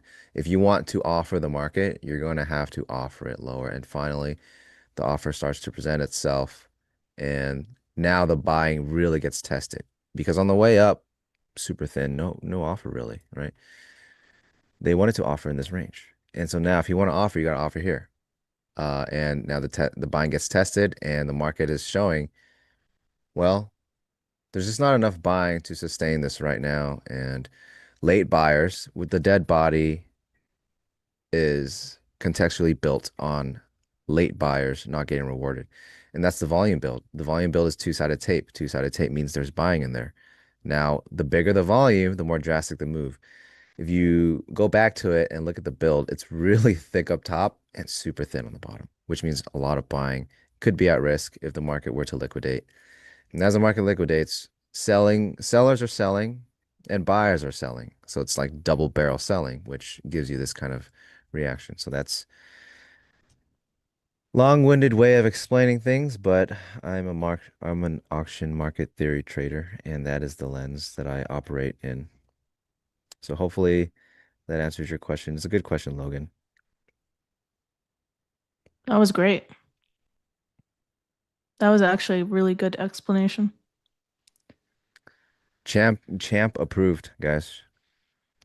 Oh my Please God. refer to I'm her like, as the who's champ. champ? She's the champ. No. That was so much fun. That was actually, no, it really was. Like we ended stream and I was like, okay, what now? What do I do now? Like, You hold the uh, belt until the next time. That's what you do. when do we know when the next time is, or is that like just once a year? Oh no, they never tell me anything. That's funny. Yeah, someone said you're the champ for explaining patiently. Not only did he explain it patiently, but he explained it thoroughly, guys. And like for the third time. I know. Yeah, As this is people his. trickle in, it's like, hey, Yeah. how did you do that? Or what was that? You know Yeah, what? I may want to take a stab at longs here. this could be a high or low hold. Yeah. Yeah, I think I might just, uh, I don't know. That's the game. It's always you can give this long explanation of why a setup might be good, and then in the end you're just like, yeah, but I don't know. Yeah, it's like, No one ever knows. all right, I'm gonna do it. And of course, as soon as I get in, There's a really pissed off offer that just came in when you got in. dude, as soon as I got in, They're watching you. They know who the champ is. They know who to watch. MMs, please leave the stream. Please. Dude, yeah, they're gonna stop me out. Well, that's not cool. Guys, which one of you jinxed me? All of them. Damn. If we Um, we we make a new low here, I'm getting out. And I'm out. that last 1 hour candle was just brutal, honestly. Guys, that was a great easy L. I should have inversed myself there. As soon as I got in, it's like I swear they knew. Every trader has those thoughts. It's like, I should have just inversed myself there. Yeah, I would Like a have made natural 500 progression. bucks. Easy. And then I get out and they start buying it up. Just can't make this up, guys. Skill trading asks, on my journey, strategy development, did I ever focus on performance stats like expectancy to make turn to consistently profitable? You have to. You have to be data driven especially in the beginning stages to earlier stages. And I am here with this really wonky trading style that you guys see in the playbook. Like it's just so many things put together, not just purely order flow or price action. It's because I spent the time to try out, I shit you guys not, everything. Everything not named moon cycles or Elliott wave, I have given it a shot. And through doing all that, I'm finding, hey, this works for me. This doesn't work for me. This works for me. This doesn't work for me. But you can only know those things by tracking those things too. So that's very crucial. Um, where did I learn auction market theory? Can you recommend a good auction market theory tutorial? It actually is very hard. The information on that is extremely scarce compared to things like supply, demand, and price action. But I made a playbook for you guys. I melted down my entire brain and remolded it into a playbook. I will say it's not like order flow for dummies, but it could be auction market theory for dummies. Check it out. You might you might get something from it. I hope you do. I can't say it's like beginner friendly, like order flow beginner friendly, but it contains literally all of my knowledge in there in a framework that works and worked for me. So it might not be good for you, might be detrimental to you. For me, it's good. Um, check it out. If you like it, I'm glad. If you hate it, don't come at me for it because it's free.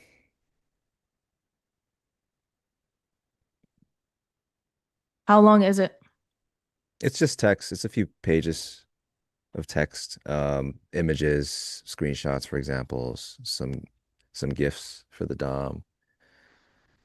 All right, cool. Maybe I'll check it out.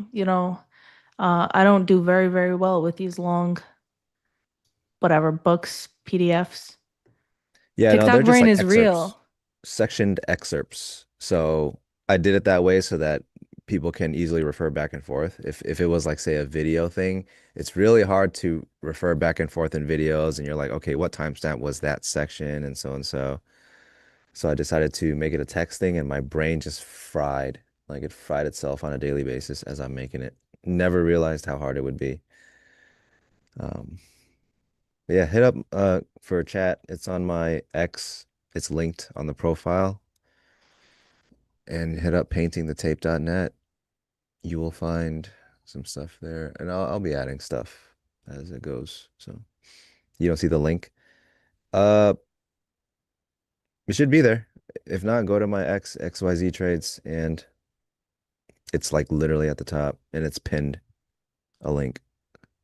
There you go. They pinned it in the chat. Thanks, production. Yeah, but all in all, guys, it's a million ways to make money in this game.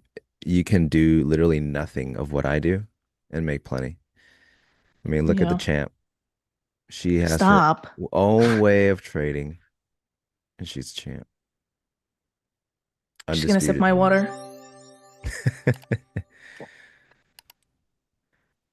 Yeah, you see it all. You see it in all the segments here, guys. Every day is a different trader, and it's always something different, but it works. So, and I get a lot of questions like, "Oh, do you have to master the DOM to?" No, you don't have to. Absolutely not. There's a million inputs on order flow that you can use. Yeah, I wanted to piggyback off what you were saying before about how like you tried everything and then you came across what finally worked for you. It's just very important to note, guys, like when you are out there trying these different strategies, give it time. Don't just like take one trade with a strat and you take a loss and then you think, okay, the strategy sucks and then you move on. Give it time to actually, because it works, right? It works for a certain amount of people. Um, just because it doesn't work once or twice doesn't mean that it's a bad strategy. I see a lot of new traders just hopping from strat to strat, and that's like one of the things that is delaying their, I don't want to say success, but delaying, I guess, yeah, let's just say success. It's delaying their success because they're not willing to give something enough time for it to pan out. How long to cut a strategy in testing phase? I wouldn't give like an actual, I wouldn't say like 3 months on a strategy or anything like that, but I guess you would know in your heart of hearts, like if you actually gave something a shot, or if you're just, you just want to say you did it just to say you did it. There's a question. You mean we can integrate different skills and strategies that suit our trading behavior instead of just focusing on learning one strategy, right? Absolutely, because there are so many strategies out there that actually work. And I think most strategies work. Yeah. The game is risk based. You learn how to manage risk, you'll do well. But they just didn't work for me. And I had to find ways that worked for me. So one good example is how Pax would say, "Hey, I never trail. I don't believe in trailing. Trailing doesn't make sense." For me, it is a thing that I do and something that I'll continue to do. Some traders like break even stops. Some say it's the dumbest thing they've ever seen, right? Never trade P&L. I have P&L open on my screen as I'm trading, as I'm in a trade, and I need it. And it just works for me. And without it, I end up looking at it anyway. So strengths and weaknesses, it's going to take time when you try a million things to identify too. You think you know who you are until you start trading. Then you start to learn real strengths and weaknesses, and you have to work around them. And then from there, your edge, your strategy, everything as a whole just completely molds itself. And then it's going to look totally different from what you thought it would be. So, yeah, there's learning a strategy is maybe like a 20% component. The other 80 is, all right, which things work for me and which don't. And it's going to be different for everybody. I think I start the playbook saying these are what works for me. It might not work for you, or it might even be detrimental to you. So keep it in mind. Um, yeah. Yeah, I would have to agree with that. Another thing is the type of trader that you end up becoming also has everything to do with who you are. So, like for example, Pax is like, a very prominent figure in the trading community. He's someone you should look up to, someone you should try and emulate. But you need to also remember, like, you might not have the same characteristics that he does, right? So you might be someone who's better at scalping just based off of who you are as a person, right? Versus someone who might be a little bit more patient. They like to take, longer day trades. They like to be in a trade for hours or days. So everything, guys, everything in trading is subjective, really. It just comes down to who you are as an individual. And the longer you are in this career, the more you'll figure out about yourself and the type of trader that you want to become. You have to be patient with yourself too.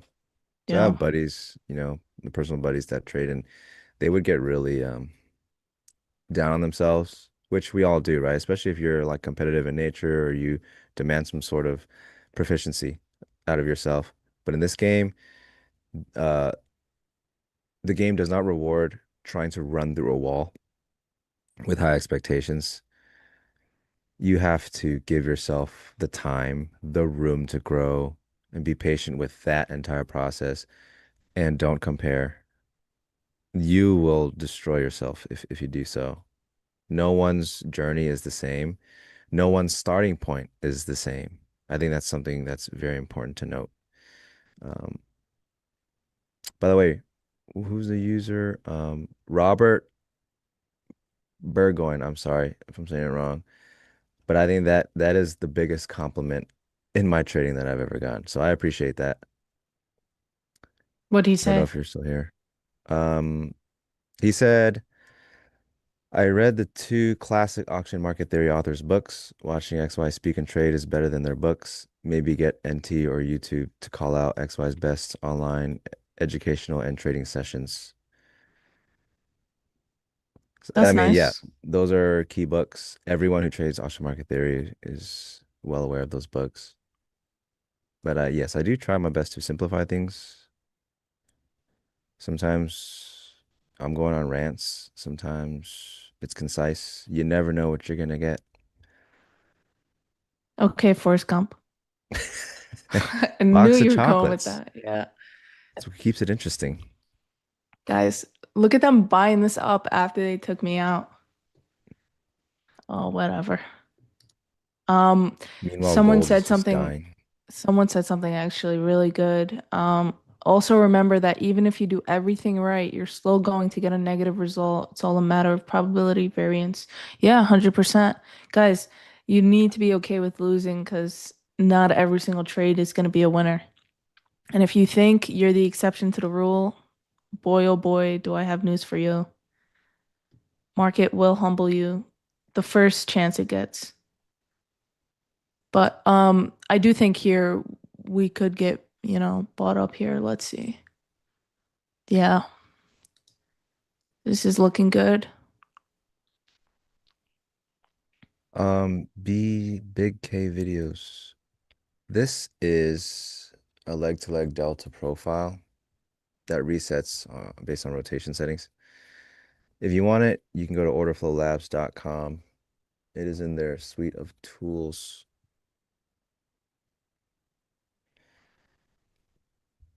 So Chad is like super bullish from this area for the Yeah, this is a last good, half an this is hour. honestly a really good area to long. Remember guys, earlier I said that I marked my fibs on the hourly, but then I erased them after I marked my zones. So the top of this zone here at 643 was a fib level, and we wicked right off. It's just a matter of whether or not buyers actually step in here with strength. It's looking good though.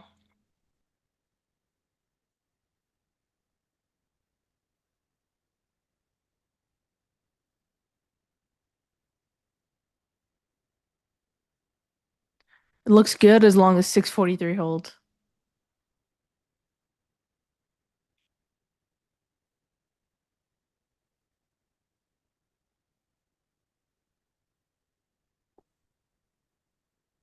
XY is my dominant OFL. My older one is the older version, which is still pretty much kind of the same. We're working with NinjaTrader right now, still on the DOM. I think Leo's making pretty good progress with them. So hopefully not too long from now you'll see me using a DOM on here. I really hope so. I really hope so.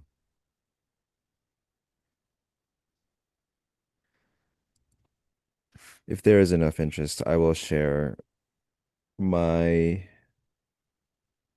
book, including the DOM on painting the tape for you guys for free. So that you guys can just They rip it have out. to like the stream You first, gotta right? like the stream. Yeah, Yes. guys. I mean, yes, I haven't charged for anything yet because I'm running on likes, you know. We're at 570 now. If we can get to what's the number XY? Honestly, I haven't been on the mornings enough to know what Yeah, I don't know either. I'm on the West Coast. I just Well, we see have at the end of it if Jim lets me go home or not. Jim There it said is. a Jim's in lot the chat more. a lot. We have 900 people watching and only 570 likes. I think we can do better than that, guys. It takes 2 seconds.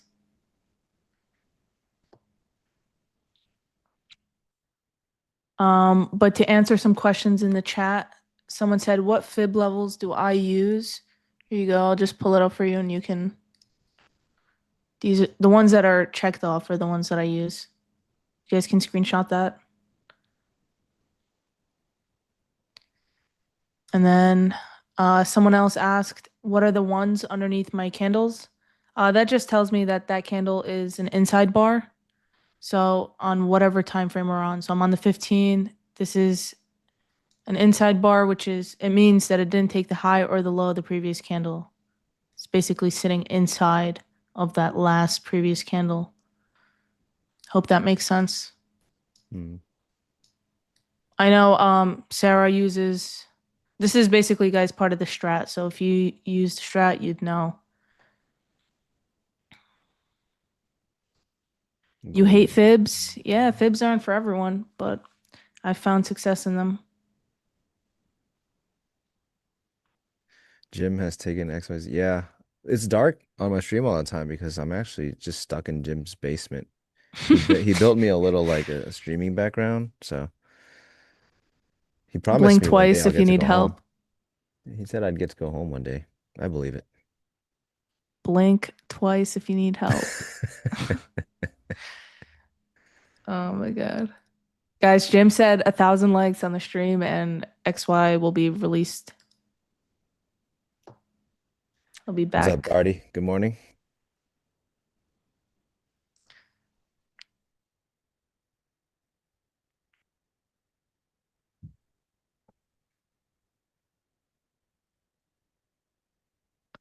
You know what's not fair, XY? Mm. Like ever since we got on stream, we've just been Oh, you'll get it's used to been that. it's been a slow grind down. It hasn't even given you like a proper entry. You get used to it. You It's get not used to fair. it. They seem to do that, definitely. Telling you, MMs are in the chat. XY sounds a lot like T-Traits. I don't think so. I cosplayed him a couple weeks ago.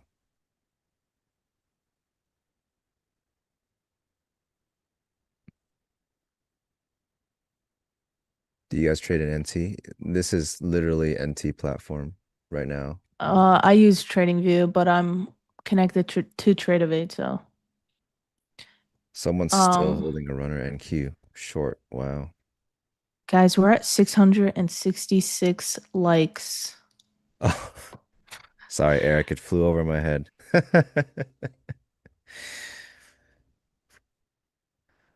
Man, dude, you're the same one that's we've been DMing, right? That you asked me about the Dom stuff or something like that. Yeah, I gotta figure. I'm like super busy these days, but I do want to do something for the community, where people can just pick my brain all together for maybe a half an hour or an hour. I just don't know where I would do that at. I think Tracy suggested I do it like on a Twitter Spaces or something. Um, I would do it in a Discord, but I don't know that I want to manage a bunch of crazy people in a It's easy Discord. and fun. You should do it, XY. What's easier Managing a bunch of crazy people. It'll be good. in the Discord? Only Yeah. if you come in and help me. If you teach me what Discord even is, I'd be happy to. Oh my God, Discord is an awesome platform. Has to be Sometimes moderated. it takes a while to teach an old dog a new trick, but good job, you guys, this afternoon. It's awesome. Thanks, Thanks, Jim. thanks. So we do have a meeting though after Thanksgiving for the acceptable minimal like committee. I'm the chairman of that, AML for short. We're at 669 today. We're gonna look at that and What's the think about it. standard? What's the standard for the morning? Well, you know, that 700 number is definitely within reach. I don't, but I'm thinking of it in terms of percentages, right? So we're at about 60% of the viewership right now. I think it might be a percentage-based formula after the next committee meeting. Hey, Tracy offered to help. I might have to take you up on that if you're willing. I think we can get 700 in the next minute. All right. I don't, come on, guys. It I'm gonna hit literally my is, refresh button. See what it we takes got. a second. Where are we at? Are we close to 688. 700? We're 12 away. Ooh, guys, please, I And haven't seen XY, my quit family in pounding on the months. ceiling. All right. I haven't Just seen my family in months, guys. Get me Jim. there. quit pounding on the ceiling. You'll get lunch. Don't worry. Oh my God, there's someone on stream right now who actually believes this. 7-Eleven. All They're right. calling Good 911. job. In all seriousness, this is for sure the best. The NinjaTrader Live community is the best one I've been involved in. And I've been involved in these online communities and the webinars and the streams for, I don't know, ever since WebEx came out in 2001. So it's been a lot of experience under my belt, and this is the best community by far. Everyone tries to help each other out. Everybody's super cool. The interaction, the questions is so positive. You know, our whole mission here is to try to help each other get better, right? High tides lift all boats. So I'm just super pumped up about it all. Anyway, Chris knows what to do. Always hit the like odd amounts of numbers, not even. there you go. There you go. In any event, great to see you guys. I don't even know who's on this afternoon. Oh, you know who's on this afternoon? Oh, Tanya and Oh yeah, we've Jade. got some superstars. Yeah. Yes, Tanya and Jade Camp, and then after that we have the Nvidia announcement. And I don't know if it's close to 405 ish. Maybe I'll talk these guys into staying on, and we'll look at some price action after that for the highly anticipated Nvidia. So looking forward to this afternoon for sure. In the meantime, guys, thank you so much. Thank you, XY. Thank you, Salma. Loved having you on the stream. I'm going to do a really quick edge report, Thanks, and then we're Jim. going to go to lunch. Thanks, Jim. Thanks, chat. Take care. I'm on it. Mission control. Sorry about that. All right, we're good to go. All right, let's start with gold. Interesting day today in gold. The volume profile is not that great. We have a triple distribution. The point of control officially is up here at 40, well, it's 41.14 even. And then we have this second cluster below it after this kind of volume deficit. I'll call it volume deficit, low volume node, or whatever the young kids call it. But we have volume building up again at just south of 40.95, and then nothing. But overnight we also had this other volume node which we can't completely ignore because we actually the last two 30-minute candles we traded there, and that's at 40.73. Now we haven't broke through session lows yet. We haven't tagged that JAX 2 here at 60.50. So we're still kind of waiting for that possibility. And we might not have it, right? We might be anticipatory for the Nvidia. All these markets are kind of in the same boat right now. So if that's the case, and we are kind of range bound today, I want to look at these volume nodes as destinations, possible destinations in gold. We're pretty far below VWAP right now, though, and it is 1, 2, 3 lower highs and then 1, 2, 3 lower lows. So, maybe we're just going to settle here and start developing a competing point of control right where we're trading at right now, 40.73. So we'll see. Anything could happen for sure. And remember, a lot of times we get some folks that think they know what Nvidia is going to say, and boom, you get some weird market movement here. So be careful with that. Oops, sorry about that. This guy goes over here.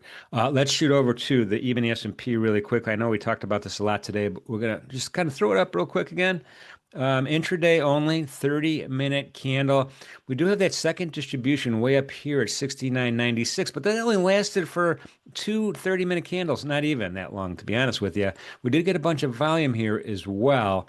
And, this is keen resistance right now. JAX 2, 67.70. Sellers just rejected any kind of penetration above that. And we are kind of settling back down to the official point of control, which is the right there. What's that? 55.25. So we're kind of trading right around that. We have not had an initial balance breakout today.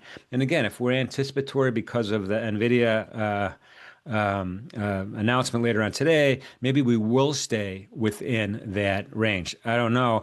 It's rare when we do on a Wednesday. You can go to edgeful.com and you could run the stats for Wednesdays for the E-mini S&P. Remember, I'm tracking a 30-minute candle. A 30-minute close above or below is a relatively high percentage, but not today. We're kind of right there in the middle. Should we get a break to the downside? We do have JAX 4, and that's really nicely framing the bottom of the conversation. And this is a gamma level, gamma exposure 4, it's called. It's not a minor level, it's a pretty good level. And I'll just kind of draw that rectangle here. We have not had a candle close below that JAX 4. And then below that, a nice even number at 6,600, a JAX 1. So a lot of possible destinations to the downside. And on the upside, that one-day max, keep an eye on that. That's it is south of that 67.20. So that's the E-mini S&P. That's this morning's late edge report. I do appreciate everybody being here with us today on NinjaTrader Live. Everything I said a couple of minutes ago is so true. Looking forward to Jade Cap and Tiny Trades trading the close this afternoon. And of course, you'll hear from Shai again and myself. So in the meantime, have a nice, relaxing lunch. Look forward to seeing you soon.